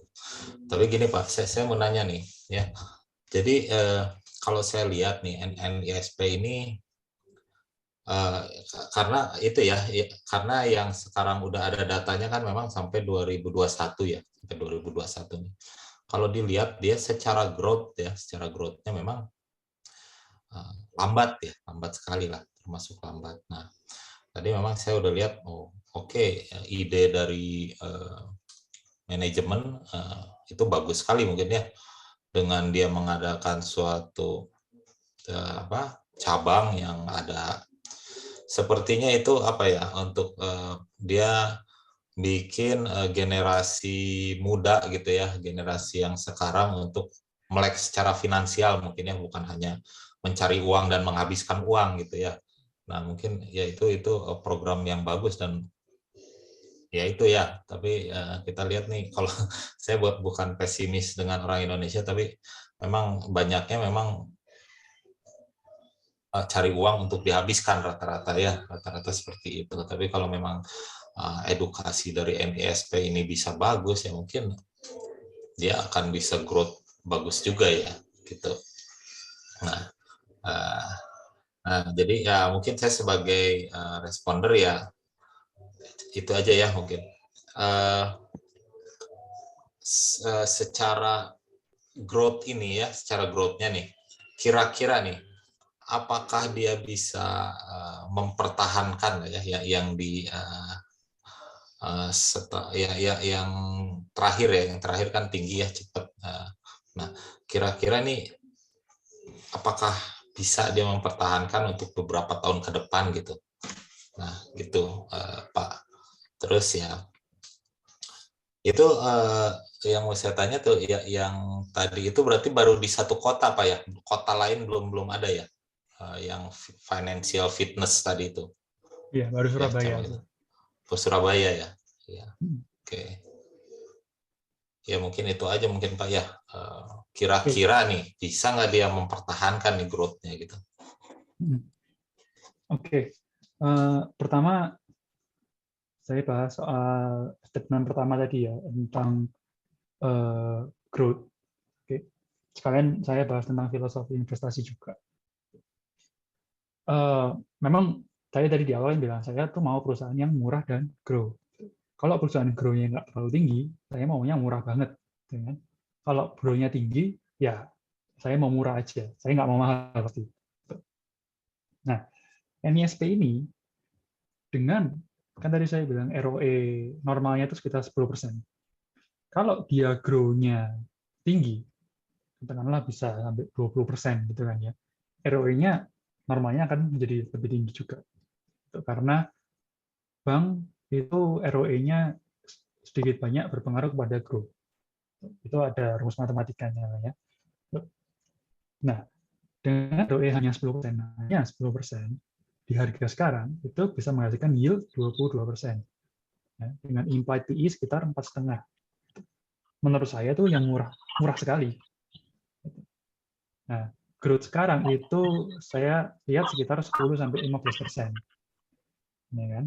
Jadi sebenarnya ya apakah rendah, apakah tinggi tergantung orang melihatnya ya, apakah rendah atau tinggi. Tapi menurut saya itu murah sekali. Gitu loh. Dia grow-nya anggaplah di 10% pun itu tetap murah menurut saya. Jadi saya kalau dia grow-nya rendah, saya nggak problem asal harganya murah sekali, dan NISP ini menurut saya murah sekali. Gitu. Nah, ke depan apakah kalau 2021 itu grow-nya tinggi, apakah 2022, 2023 grow-nya bisa tinggi? Itu saya nggak tahu. Gitu. Karena saya nggak tahu apakah financial fitness ini bisa memberikan dampak yang luar biasa kepada NISP. Karena NISP ini bank yang ya memang bukan bank yang top 4 ya, tapi asetnya juga sudah triliunan. Gitu loh. Perlu, kalau kita anak muda buka tabungan 5 juta aja lah, itu untuk mencapai 1 triliun butuh berapa orang, Pak? Yang pertanyaannya gitu kan. Jadi apakah ini berhasil? Saya belum tahu. Tapi kalaupun ini tidak berhasil, kan katakanlah grow-nya ya sama aja lah kayak tahun-tahun sebelumnya, dana murahnya juga ya kurang lebih sama, ya nggak turun-turun banget tapi juga nggak naik banget. Menurut saya ini masih tetap murah, masih layak untuk diinvestasikan. Gitu Pak Isnan. Oke, terima kasih Pak. Oke. Terima kasih nih responder ya, Pak Irzan ya. Tadi kayaknya ada Pak Beni ya yang raise hand ya. Silakan Pak Beni, dinyalakan kameranya.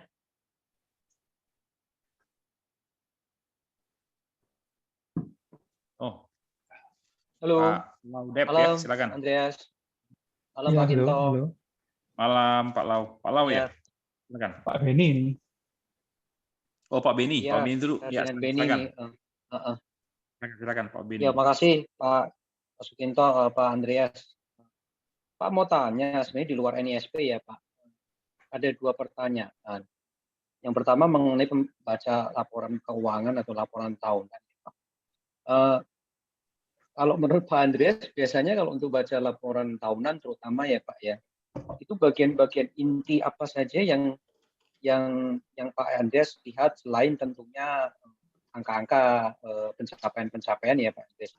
Karena kan beberapa laporan keuangan, laporan tahunan terutama saya lihat tuh kayak model copy paste aja tuh yang depan-depannya gitu. Terlalu banyak yang di ini. Sehingga waktu kita bisa lebih banyak untuk melihat inti-intinya. Itu pertanyaan yang nomor 1. Nomor 2, pertanyaan terakhir yaitu mengenai apabila Pak Andreas itu conviction-nya sangat tinggi terhadap suatu emiten begitu. Apakah Pak Andreas itu tetap bagi portfolionya ke beberapa emiten atau kalau ya sudah, kalau saya yakin saya berani 100% taruh semua all in di situ. Itu sih Pak. Terima kasih. Oke, berarti pertama soal laporan tahunan dan laporan keuangan. Laporan keuangan baca semua, ya itu pasti. Laporan tahunan. Laporan tahunan itu ya memang banyak yang copy paste, Pak. Banyak copy paste. Biasanya dulu saya baca semua. Ya kalau kita mau menganalisa satu perusahaan baru, lebih baik baca semua lah. Ya, cari aja laporan keuangan yang laporan tahunan paling baru, baca semua. Nah itu kan.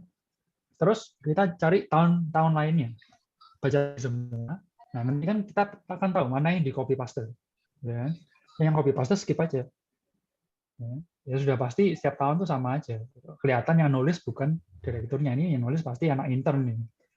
Copy paste. Itu skip, ya kan? Dan biasanya sih kalau sudah ketahuan seperti itu, yang saya baca itu biasanya kata-kata sambutan, ya kan? Komisaris biasanya saya skip itu juga copy paste. Tapi kalau komisarisnya bagus, biasanya cukup oke. Lalu direksi saya baca, terus ya ada pencapaian apa tahun itu, lalu ada apa itu pembahasan manajemen ya biasanya pembahasan operasional, lalu operasional. Nah operasionalnya cukup penting untuk perusahaan-perusahaan yang bisa diukur kinerjanya. Misalnya batu bara lah. Batu bara itu kan cadangan, ya, reserve, resource, lalu berapa ton kirim, ASP dan lain-lain itu adanya di laporan tahunan, di laporan keuangan nggak ada. Nah itu kita bisa cek angka-angka seperti itu. Tapi kalau misalnya perusahaan-perusahaan yang nggak bisa dihitung ya kayak katakanlah Eka Dharma itu kan Lakban kan, mereka nggak bilang setahun produksi berapa meter gitu. Cenderung copy paste juga ya udah. Nah terus kedua tadi soal portfolio ya portfolio. Saya sih kalau conviction-nya tinggi, saya rencana ya. Sekarang dengan rencana saya berbeda. Rencana saya itu minimal 3 emiten aja. Karena saya menyadari bahwa kemampuan saya saat ini itu belum cukup bagus untuk benar-benar all in satu emiten. Kemampuan saya saat ini. Nanti 5 tahun lagi tanya saya mungkin beda lagi. Jadi 3 ini hanya jaga-jaga kalau saya ada salah analisa. Gitu. Tapi ya jelas nggak 10, nggak 15 ya. 3 itu minimal. Gitu. Cuman ya prakteknya kan nggak semudah itu. Kadang-kadang itu kita rencana 3 ya ternyata harganya udah naik tinggi, udah naik itu nanggung ya kan, dijual masih kemurahan, dibeli kemahalan. Gitu. Jadi kadang-kadang ya bisa 3, bisa jadi 5, jadi 7 terus naik lagi. Gitu. Cuman saya pribadi sekarang minimal 3 lah. Itu hanya untuk jaga-jaga kalau saya itu salah analisa.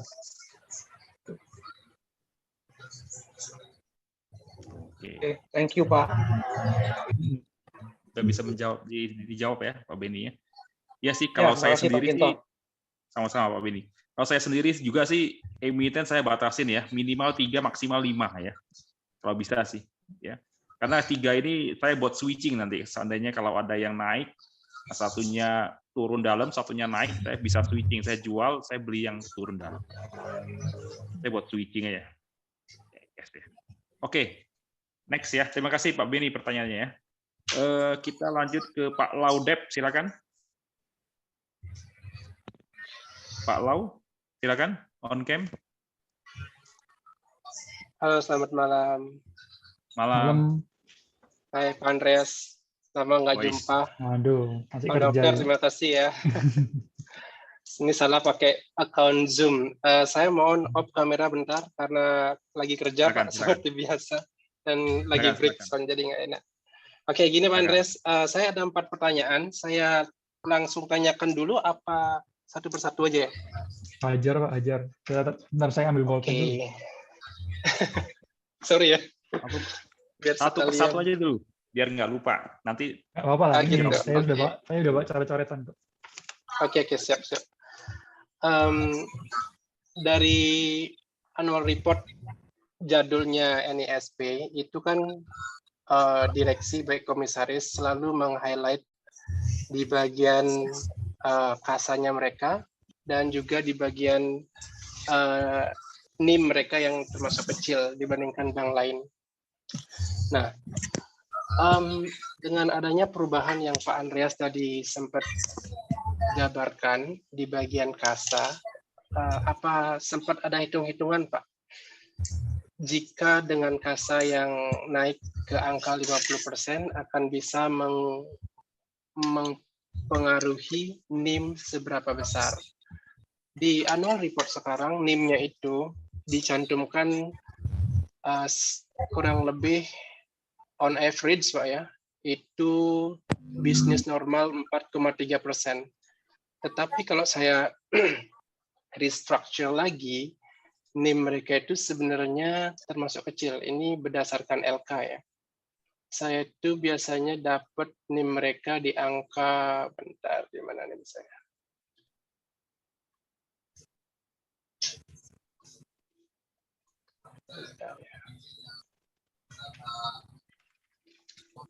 Ya, kurang lebih 3,5 sampai 3,8% Pak. Nah, itu pertanyaan pertama. Apakah kasa ini akan berapa besar mempengaruhi NIM-nya? Oke, pertanyaan kedua, tadi saya melihat jumlah deposito per cabang. Cabang dari NISP rata-rata turun dari tahun, angkanya saya punya 2012 misalnya 350 sampai 2020 236 cabang kantor. Nah, yang saya heran ya Pak Andreas ya, ATM-nya juga berkurang loh Pak, lumayan. Misalnya 2013 jumlah ATM itu 752, tahun 2020 itu berkurang menjadi 592. Jadi seperti ada pengurangan yang cukup masif di mana bank-bank lain itu jika kantor cabang mereka berkurang, ATM mereka stagnan atau malah bertambah. Pun begitu juga dalam jumlah karyawan yang turun dari angka 6.700-an sampai 5.900-an. Nah, itu pertanyaan saya, ada apa dengan mereka? Oke, itu nomor 2. Nomor 3, Pak. Kasus presiden direktur yang terseret hukum lagi dari kasus lama tahun 2016 di perusahaan PT Star Trust yang dibilang adanya lelang fiktif dan ya seperti itulah yang diangkat lagi oleh Bapak Hirawan Adriwinata. Apakah itu akan berpengaruh ke GCG? Seberapa besar? Dan yang terakhir Pak. Tadi apa yang bermasalah direkturnya siapa namanya? Parwati Sarjau Gajah. PT apa? Star Trust. Star Trust. Star Trust. Percaya. Ya.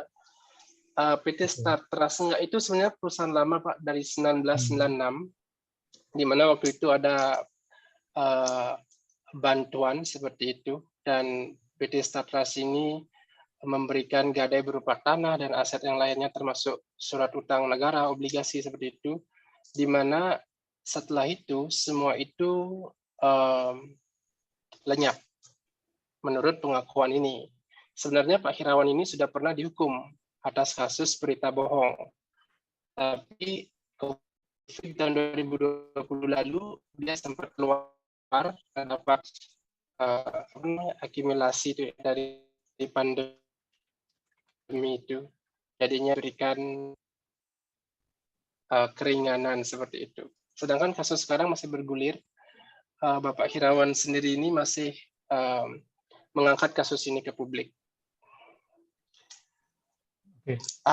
Itu yang nomor 3. Terus yang nomor 4, memang benar ROE 10%-an on average, mungkin ke depan mungkin 10-11%.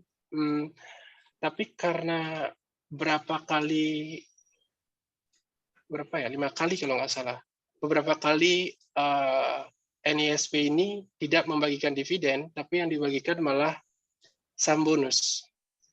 Di mana rasio paling tinggi itu di tahun 2017, rasio saham bonusnya itu 1:1, Pak.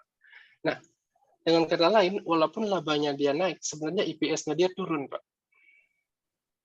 Nah, itu sangat berpengaruh ke investor secara, memang saham bonus memberikan jumlah saham lebih banyak, sehingga marketnya lebih lebih liquid.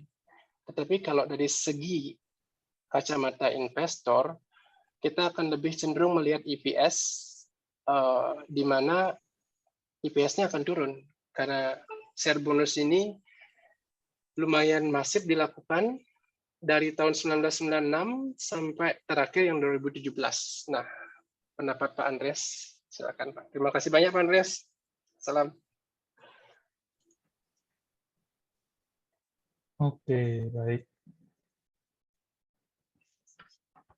Pertanyaan pertama tadi tentang NIM ya. Tentang NIM, ini saya nggak bisa jawab karena perhitungan NIM saya dengan perhitungan yang di LK-nya perbankan itu berbeda. Kalau di LK-nya perbankan kan tidak semudah interest rate-nya berapa dikurangi oleh modalnya berapa kan. Itu ada hitung-hitungan kalau nggak salah aset produktifnya berapa gitu. Nah, daripada saya nggak tahu asalnya itu dari mana, saya akhirnya pakai hitung-hitungan sendiri, kan? Yang mirip. Jadi saya ngitungnya simpel aja. Saya anggap ini perusahaan manufaktur, loan-nya itu dapat interest berapa, bahan bakunya itu cost-nya berapa, ya saya kurangi, ketemu kan NIM-nya. Ini barusan saya cek, memang NISP lebih rendah dibandingkan dengan Bank Niaga atau Bank BNI. Kalau hitung-hitungan saya, tahun 2021 itu NIM-nya, ini NIM saya ya, itu sekitar 3,9%. Di mana Bank Niaga itu hampir sama Pak, 3,9 juga. 3,9 ya. Iya. Oke. Bank Niaga mungkin sekitar 5. Ya, 5 atau 4 lebih. Lalu BNI itu sekitar 5,9, lebih tinggi. Kenapa kok ini bisa terjadi? Kalau dengan Bank Niaga, itu secara omset, NISP itu kalah rate-nya. Jadi Bank Niaga bisa memberikan rate yang lebih tinggi dibandingkan dengan NISP. Kan? Secara cost itu mirip-mirip. Nah, otomatis Bank Niaga lebih tinggi. Kan? Kalau dengan BNI, secara omset, rate-nya BNI lebih rendah daripada NISP. Tapi kasanya BNI itu sangat tinggi sekali. Ya kan? Dia top 4. Jadi, cost dari bahan bakunya itu murah. Sehingga kembali lagi ini jadi tinggi. Nah, NISP ini kan serba nanggung. Gitu loh. Dia secara top line itu kalah sama Niaga, secara cost kalah dengan BNI. Jadi secara NIM otomatis kalah dengan dua-duanya.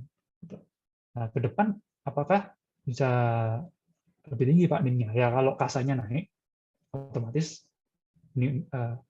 cost-nya akan murah. Gitu kan? Secara omset mungkin bisa kalah dengan Niaga.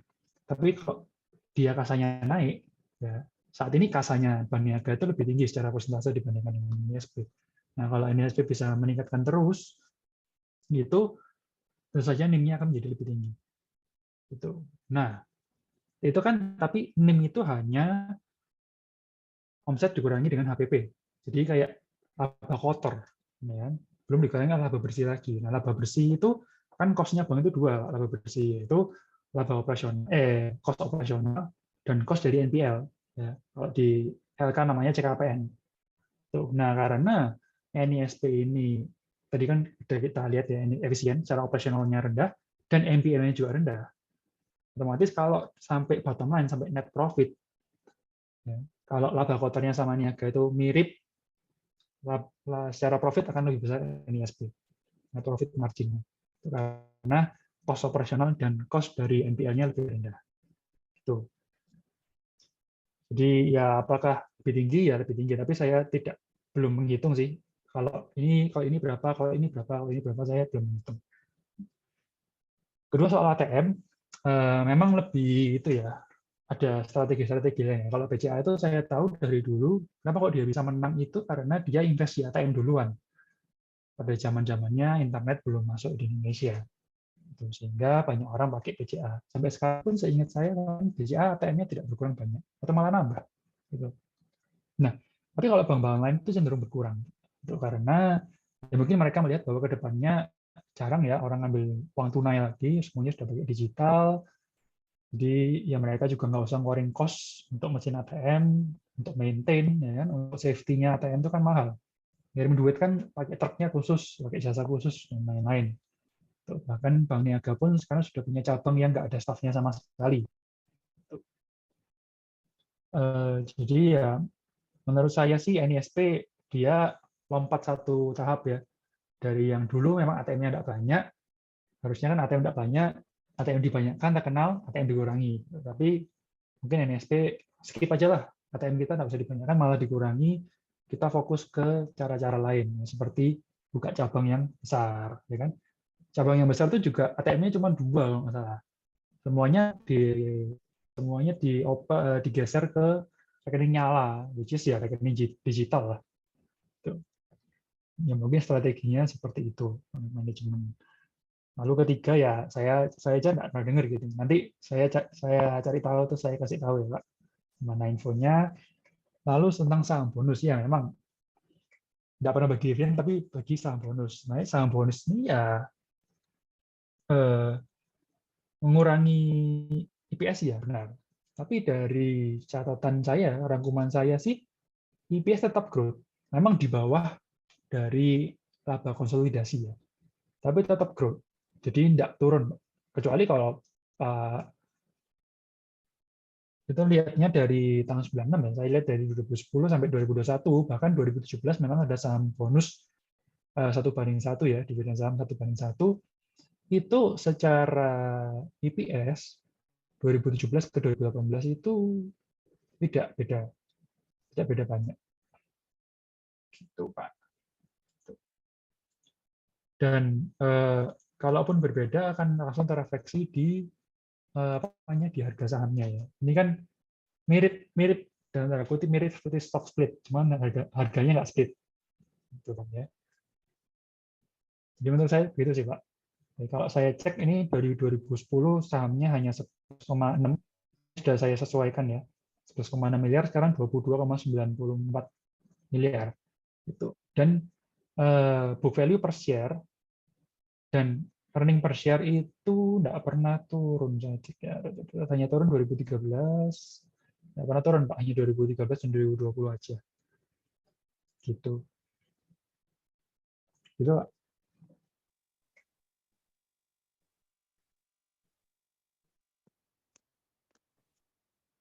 Oke. Pak Andreas, terima kasih banyak nih. Mohon maaf sekali lagi Pak Dokter, mohon maaf juga nggak bisa on cam karena saya breaknya cuma sebentar. Lain kali jumpa ikut lagi ya. Terima kasih banyak jawabannya Pak Andreas, Pak Dokter. Yo. Oke, sama-sama. Nanti jumpa lagi ya. Kita ikut lagi ya. Oke, baik teman-teman. Ini mungkin pertanyaan terakhir Pak, buat ya. acara Senin Selasa ya.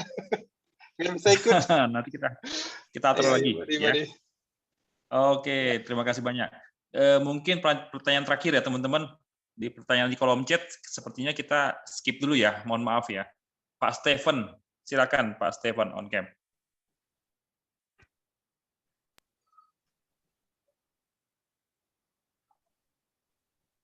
Ya, kedengaran?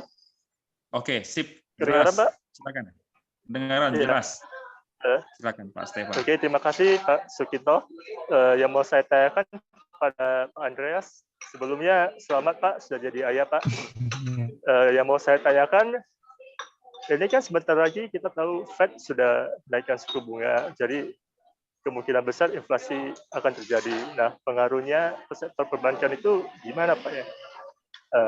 Dan bagaimana kita menyikapi kalau hal-hal apa saja yang perlu diperhatikan kalau inflasi terjadi supaya kita bisa safety dalam berinvestasi di sektor perbankan. Terima kasih Pak. Oke Pak Steven. Pertama, saya nggak terlalu memperhatikan ya soal suku bunga, gitu. Karena logika saya sih begini, bank itu kan profitnya berasal dari spread antara dia ngasih pinjaman tuh rate-nya berapa dengan dia bayar ke DPK atau pinjamannya dia ke bank lain itu berapa spread-nya ya, selisihnya. Kalau ngasih pinjaman 7, modalnya 3, ya dia cuannya 4%. Ya. Kalau suku bunga BI naik, otomatis loan akan dinaikkan. Nah, mungkin loan sama kan, saya dari 7 jadi 7,5. Ya. Nah, loan naik, lama-kelamaan dana nasabah juga akan naik. Misalnya dulu 3 jadi 3,5. Berarti kan speed-nya sama aja, spread-nya itu tetap 4%. Kalau mau turun ya tinggal dibalik aja, balik ke 7, ini balik ke 3. Gitu. Jadi di suku bunga berapapun, menurut saya bank itu profitnya tidak jauh berbeda, tinggal dari spread-nya aja. Nah, yang mempengaruhi hanya kalau suku bunganya itu naik terus menjadi tinggi, pinjaman biasanya berkurang. Karena kalau orang mahal otomatis orang jadi takut minjem kan bunganya tinggi. Gitu. Orang jadi banyak nabung, jadi kasanya naik, loan-nya turun, LDR-nya menjadi rendah. Nah, tapi kalau suku bunga rendah, biasanya ya orang minjem semua, uang ditarik, ditabung, dibuat usaha, jadi LDR-nya kembali jadi tinggi. Bedanya itu. Nah, cuman untuk lapangan real itu sebenarnya kalau suku bunga naik ya, itu loan-nya dulu naik.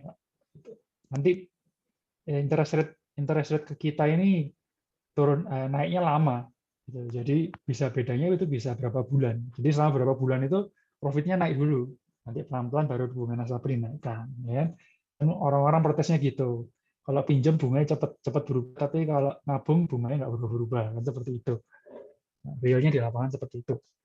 Nah, lalu efek kedua dari inflasi adalah, ya kalau inflasi biaya-biaya naik ya. Biaya-biaya naik, komoditas naik, barang-barang naik, termasuk gaji karyawan juga naik. Nah, sekarang bank, cost terbesar nomor satu adalah beban bunga, otomatis. Ya kan? Tadi sudah kita bicarakan bahwa beban bunga naik, ya omsetnya juga naik. Karena kan berdasarkan interest rate. Cost terbesar kedua adalah karyawan. Nah, karyawan ini terdampak dengan inflasi, kan gajinya. Inflasi makin tinggi, kenaikan gaji juga makin tinggi. Nah, jadi saya sih kalau milih bank, nah tinggal pilih yang gaji karyawannya rendah. Itu aja. Maksud saya gini, karena tadi kan saya bilang, kalau omset itu interest rate, dan cost-nya itu, HPP-nya itu juga berdasarkan interest rate, itu kan diatur sama BI.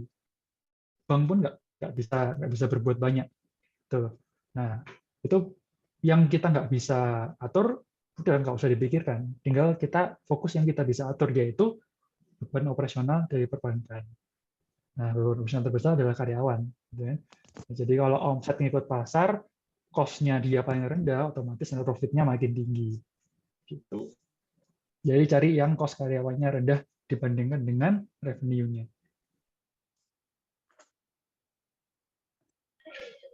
Terima kasih banyak Pak. Yuk, mari. Oke, mungkin ini masih ada satu nih yang raise hand nih, Pak Andreas, gimana? Apa kita skip dulu? Hajar aja Pak, anak saya belum bangun kok, hajar aja. Oke, baik. Mungkin ini yang the last ya, terakhir ya, teman-teman ya. Saya bebas. Pak Andreas mau istirahat juga nih ya, teman-teman. Oke, Pak Abibayah Tegar Kusuma, silakan Pak. On cam, mau bertanya. Izin Bapak ingin bertanya. Kebetulan saya kemarin sukses nih, mengkonekkan antara harga batubara dengan harga saham batubara nih. Tapi nggak sukses nih mengkonekkan harga kelapa sawit dengan emiten kelapa sawit ya. Sekarang harga kelapa sawit masih tinggi tapi cenderung drop karena ekspor karena percepatan close out dari kementerian, dari Pak Luhut ya. Kalau menurut Bapak gimana nih? Kalau prospek CPO? Karena CPO kan kalau ngasih dividen kan kalau nggak sebesar batubara ya. Jadi karena dia percaya, mungkin menurut saya dia percaya dia bisa growth. Kasih dividen payout ratio kan cuma 30% ya. Beda sama batubara. Batubara dividen payout ratio-nya kan lebih dari 5% ya. Cenderung dia mungkin mau exit ya, menurut saya mungkin ya. Kalau Bapak gimana nih prospek CPO? Dan saya sedih juga nih. Kena drop banyak nih. Tapi nggak cuma CPO doang nih, kena semua sih gara-gara IHSG turun. Masih Bapak, silakan. Oke. Pertama ya, soal harga CPO, harga batubara dengan harga saham. Itu apakah berkorelasi apa enggak? Enggak 100% berkorelasi ya. Ya kita ingat aja sekarang orang ngomong ya batubara naik, harga sahamnya naik, wajar lah. 2021 nggak seperti itu loh. Harga batubara itu sudah naik tinggi, harga saham batubara nggak naik tinggi gitu. Jadi apakah ini berkorelasi 100%? Menurut saya belum tentu, ya kan? Ingat ya, harga saham itu adalah opini, itu bukan fakta. Jadi kalau opini pasar sedang bagus, ya harga sahamnya naik. Kalau opini pasar sedang tidak bagus, ya harga sahamnya flat atau turun. Jadi tidak ada hubungan. Bedakan opini dengan fakta. Ya. Harga batubara itu fakta, tapi harga sahamnya itu opini. Nah, soal CPO, pertama, CPO itu berbeda dengan batubara, walaupun sama-sama komoditas. Batubara itu lebih simpel, karena batubara sendiri itu, ya dia kan nggak ada di dalam tanah. Tinggal digali, dikeringkan, dikirim, selesai. Kalau hujan, sampai tambangnya banjir, ya udah stop. Ruginya hanya ya paling kontraktor yang dikontrak jadi udah terlanjur bayar jadi nggak kerja gitu kan, atau jalanan banjir nggak bisa ngirim gitu. Tapi ya batubara tetap di situ, nggak berkurang, nggak kemana-mana gitu. Nah, berbeda dengan CPO di mana ini kan tumbuhan hidup.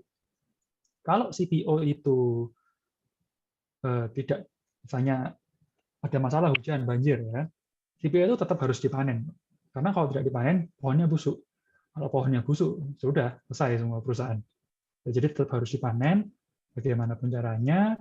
Nah, setelah dipanen, itu harus segera diperas. Itu kan CPO buah, ya, terus diperas keluar minyaknya kan.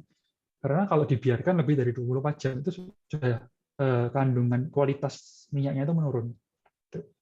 Jadi buah itu memang cepat busuknya, Pak. Saya pernah ada kebun buah ya. Ya, kalau kita beli buah di supermarket yang katanya jeruk Australia, jeruk Amerika atau dari Cina ya kan, yang organik non pengawet, itu semuanya bohong, Pak. Karena kalau dari kebun saya bawa besoknya sudah busuk. Ini benar-benar tanpa pengawet ya. Besoknya itu sudah busuk. Jadi CPO juga seperti itu, kalau lebih dari 24 jam kualitasnya akan berkurang, harganya akan drop. Jadi bagaimanapun kondisi cuaca, bagaimanapun kondisi harga, harus semuanya tetap dijadikan minyak, gitu kan? Nah, setelah jadi minyak disimpan di tangki, ya kan? Namanya tangki kan terbatas, Pak. Itu nggak mungkin tangkinya banyak sekali sampai nggak terbatas. Nah, kalau sudah penuh ya harus dijual. Kalau nggak dijual terus, ini kan yang buah harus jalan terus, harus diperas terus. Jadi minyak dijual, ya kalau sudah desperate, ya pokoknya harga berapapun yang penting keluar dari gudang. Jadi bisnisnya ini jauh lebih susah daripada batu bara, dan juga cycle-nya lebih lama ya. Dari nanam sampai panen itu butuh, saya lupa 4 tahun atau 5 tahun ya. Dan primanya itu sekitar 8 tahun ya, umur pohonnya. Batu bara digali, ditambang, besok dijual bisa. Nah, itu pertama lebih ribet ya. Ya, terus ya apakah harga CPO berkorelasi? Ya sama aja dengan batu bara lah, gitu kan? Harga CPO memang fakta, tapi harga saham itu opini. Jadi saya nggak bisa ngomong bagaimana kok nggak naik gitu loh. Nah, tapi dari prospek CPO sendiri, CPO itu mirip dengan batu bara ya, komoditas yang dibenci dunia tapi sangat dibutuhkan gitu. Karena CPO adalah pohon penghasil minyak cooking oil yang paling efisien di dunia. Belum ada tanaman yang lebih efisien daripada CPO. Nah, jadi walaupun CPO itu image-nya jelek, tapi tetap akan dipakai terus karena paling murah cost-nya dan tidak ada tanaman yang lebih murah daripada CPO. Jadi secara jangka panjang CPO akan tetap dipakai, tetap akan bagus. Layaknya seperti coal karena paling murah, paling efisien. Tapi pergerakan naik turun, harga naik turun itu saya nggak komen karena menurut saya nggak mesti ada korelasinya. Saya juga nggak tahu besok harga CPO berapa. Gitu. Oke. Ya, Pak, makasih, Pak. Ya. Oke, bagus sekali ya pertanyaan sama jawabannya. Pak Andreas, ini masih ada Ibu Dini nih. Gimana nih? Silakan, Pak. Kita skip. Selama nggak dengar ada bayi nangis, nggak apa-apa. Oke. Mungkin jelas ya, teman-teman ya. Bu Dini, silakan. Ya, selamat malam. Terima kasih Pak Suginto. Sorry, Pak Dini. Nggak apa. Selamat malam. Terima kasih Pak Suginto dan teman-teman yang sudah fasilitasi acara ini. Menarik sekali. Dan terima kasih juga untuk Pak Paskalis untuk presentasinya jelas bagus ya. Saya ada beberapa pertanyaan untuk Pak Paskalis, tapi mungkin saya bikin jadi 3 saja. Jadi pertama yang saya dengar dari investor lain juga memberikan sharing. Jadi kalau kita bicara perbankan, kebanyakan itu misalkan di dalam suatu negara, pasti kebanyakan local bank itu yang akan grow untuk leading gitu, ketimbang dengan foreign bank. Dan itu juga saya perhatikan misalkan contoh di Indonesia, mau di Singapura, ataupun di negara lain kebanyakan. Jadi kalau pilihan investasi, apakah akan cenderung untuk melihat local bank ini, karena kemampuan dia untuk growth itu satu. Mungkin nanti lanjut ke pertanyaan kedua yang agak cukup berkorelasi dengan pertanyaan pertama. Misalkan kita tahu Bank BNI, Pak Paskalis tadi ada presentasi soal BNI dan beberapa rasio berbanding dengan NSP. Jika misalkan kita misalkan ada koreksi besar dalam pasar, kondisi pasar, dan anggaplah most antara NSP dan BNI itu sama. Dalam posisi itu, saya ingin tanya Pak Paskalis secara personal itu akan mengambil yang mana? Tentu kita tahu bahwa secara market cap itu jelas bukan market cap, secara aset itu jelas sekali berbeda. Tapi apakah di saat yang sama seperti itu di dalam kondisi MOS yang ada di saat krisis, Pak Paskalis akan lebih cenderung memilih NSP dibandingkan dengan BBNI? Itu yang kedua. Pertanyaan ketiga mungkin agak kurang related dengan bank, tapi saya penasaran itu Pak Paskalis pernah share tentang CKPN di Multifinance. Itu untuk sektor industri. Itu CKPN di Multifinance untuk industri per industri, secara industri itu ambil dari mana ya? Dari data OJK saya cek itu kayaknya nggak ada. Dari untuk industrinya itu Pak Paskalis refer kemana? Itu aja. Terima kasih Pak Paskalis untuk jawabannya. Ya, selamat malam teman-teman. Yuk. Bentar ya. Oke. Satu, local bank, ya kan? Ya, ini saya jujur aja, saya belum pernah analisa apakah semua negara itu local bank-nya nomor 1. Cuman memang menurut saya, ini omongan aja ya, itu logis karena suatu negara sebelum dia globalisasi ya, dia kan pasti pasar domestiknya itu lebih jalan duluan. Gitu. Pasar domestik pasti bank domestik duluan kan. Jadi bank itu kan kalau bank baru mau masuk sebuah pasar baru, ya ekspansi lah ke suatu market baru itu paling susah, cari nasabah. Gitu ya. Sekarang kalau ada bank, anggaplah bank dari Nigeria gitu, datang ke sini, deposito 8%, Anda berani nggak masukin 50% aja dari aset Anda deposito di bank itu? Dan pilihannya misalnya bank BCA, yang depositonya cuma 4%. Ya, karena belum terbentuk trust, gitu kan. Jadi kekuatannya bank itu adalah trust. dari masyarakat. Kalau masyarakat sudah tidak percaya dengan suatu bank atau belum percaya, mereka nggak akan naruh duitnya banyak-banyak di situ kan. Contoh aja lah, bank sekarang Bank Jago misalnya, atau Sibank, banknya Shopee, ya kan? Depositnya tinggi kan, Pak? Nah, sekarang coba saya tanya semua yang ada di sini, ada nggak yang naruh duit di Bank Jago, Sibank, atau Bank Neo, ya kan? Lebih besar dari bank lainnya. Gitu, ya kan? Mungkin ada, mungkin enggak, tapi mayoritas saya yakin pasti lebih banyak naruh bank di Bank Mandiri, BRI, BCA, BNI. Kenapa? Depositnya lebih besar dari sana. Karena trust-nya berbeda, dan familiarity-nya berbeda dan lain-lain. Jadi bank lokal apakah maju duluan? Yaitu logika masuk akal ya, karena trust-nya sudah terbentuk, sudah puluhan tahun, sudah sampai generasi-generasi. Nah, dan ini menurut saya pribadi lagi ya, di kacamata Indonesia, orang Indonesia, ya NISP, Danamon, Niaga lah, Permata lah, itu mereka tidak melihat itu bank asing, bank lokal. Yang penting mereka percaya aja. Beda kalau misalnya Bangkok Bank, ya kan, Bank of India, itu udah jelas adalah image-nya bank luar negeri. Tapi kalau OCBC, NISP-nya Bank Indonesia kan, si IMB Niaganya Bank Indonesia. Itu. Ya, jadi itu tentang local bank. Lalu soal kedua, misalnya BNI dengan NISP sama-sama murah, ya kan? MOS-nya sama, pilih mana? Saya pilih BNI. Itu karena menurut saya sampai saat ini BNI memang lebih baik daripada NISP. Secara perusahaan memang lebih baik. Ya, kalau ada dua mobil, ya kan? Avanza diskon 50% sama Innova diskon 50%, saya beli Innova dong. Dan MOS-nya sama, tapi kan Innova lebih bagus daripada Avanza. Gitu. Lalu ketiga tadi soal apa ya? Saya lupa. CKPN di multi CKPN multi finance. Ya, share screen ya sebentar. Share screen. Ini ada. Ini dokumen saya soal multi finance. Ini saya dapat statistik lembaga pembiayaan Desember bla bla bla bla bla bla bla. Ini Excel-nya. Ini saya dapat dari OJK kok. Ini coba cari lagi ya Pak. Nah dari sini itu kelihatan apa namanya CKPN-nya ada kok di sini. Cuman saya ya sudah lupa ya di tabel mana. Pokoknya pasti di tabel sini. Itu karena dokumen saya cuma ada di sini. Itu nanti harusnya keluar kayaknya di sini. Coba saya cek ya sebentar. Multi finance industry financial ada nggak ya?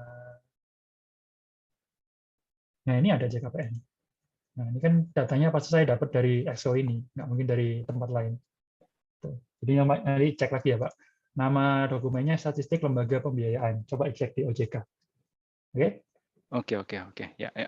Thanks Pak Paskalis. Ya. Ya. Selamat malam teman-teman. Ya.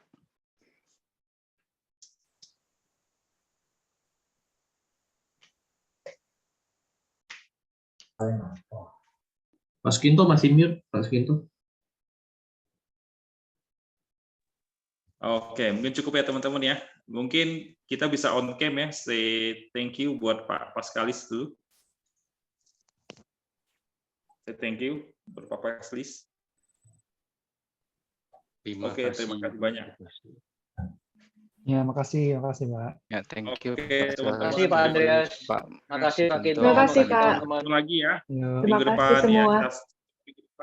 Minggu depan nanti saya invite ini ya, Pak Parahita Irawan ya. Nah, kita belajar bareng lagi ya, teman-teman semua. Siap, terima kasih banyak Pak Paskalis. Terima kasih Pak. Ya, terima kasih. Pak Roy, Pak Irfan, Pak Irzan semuanya terima kasih.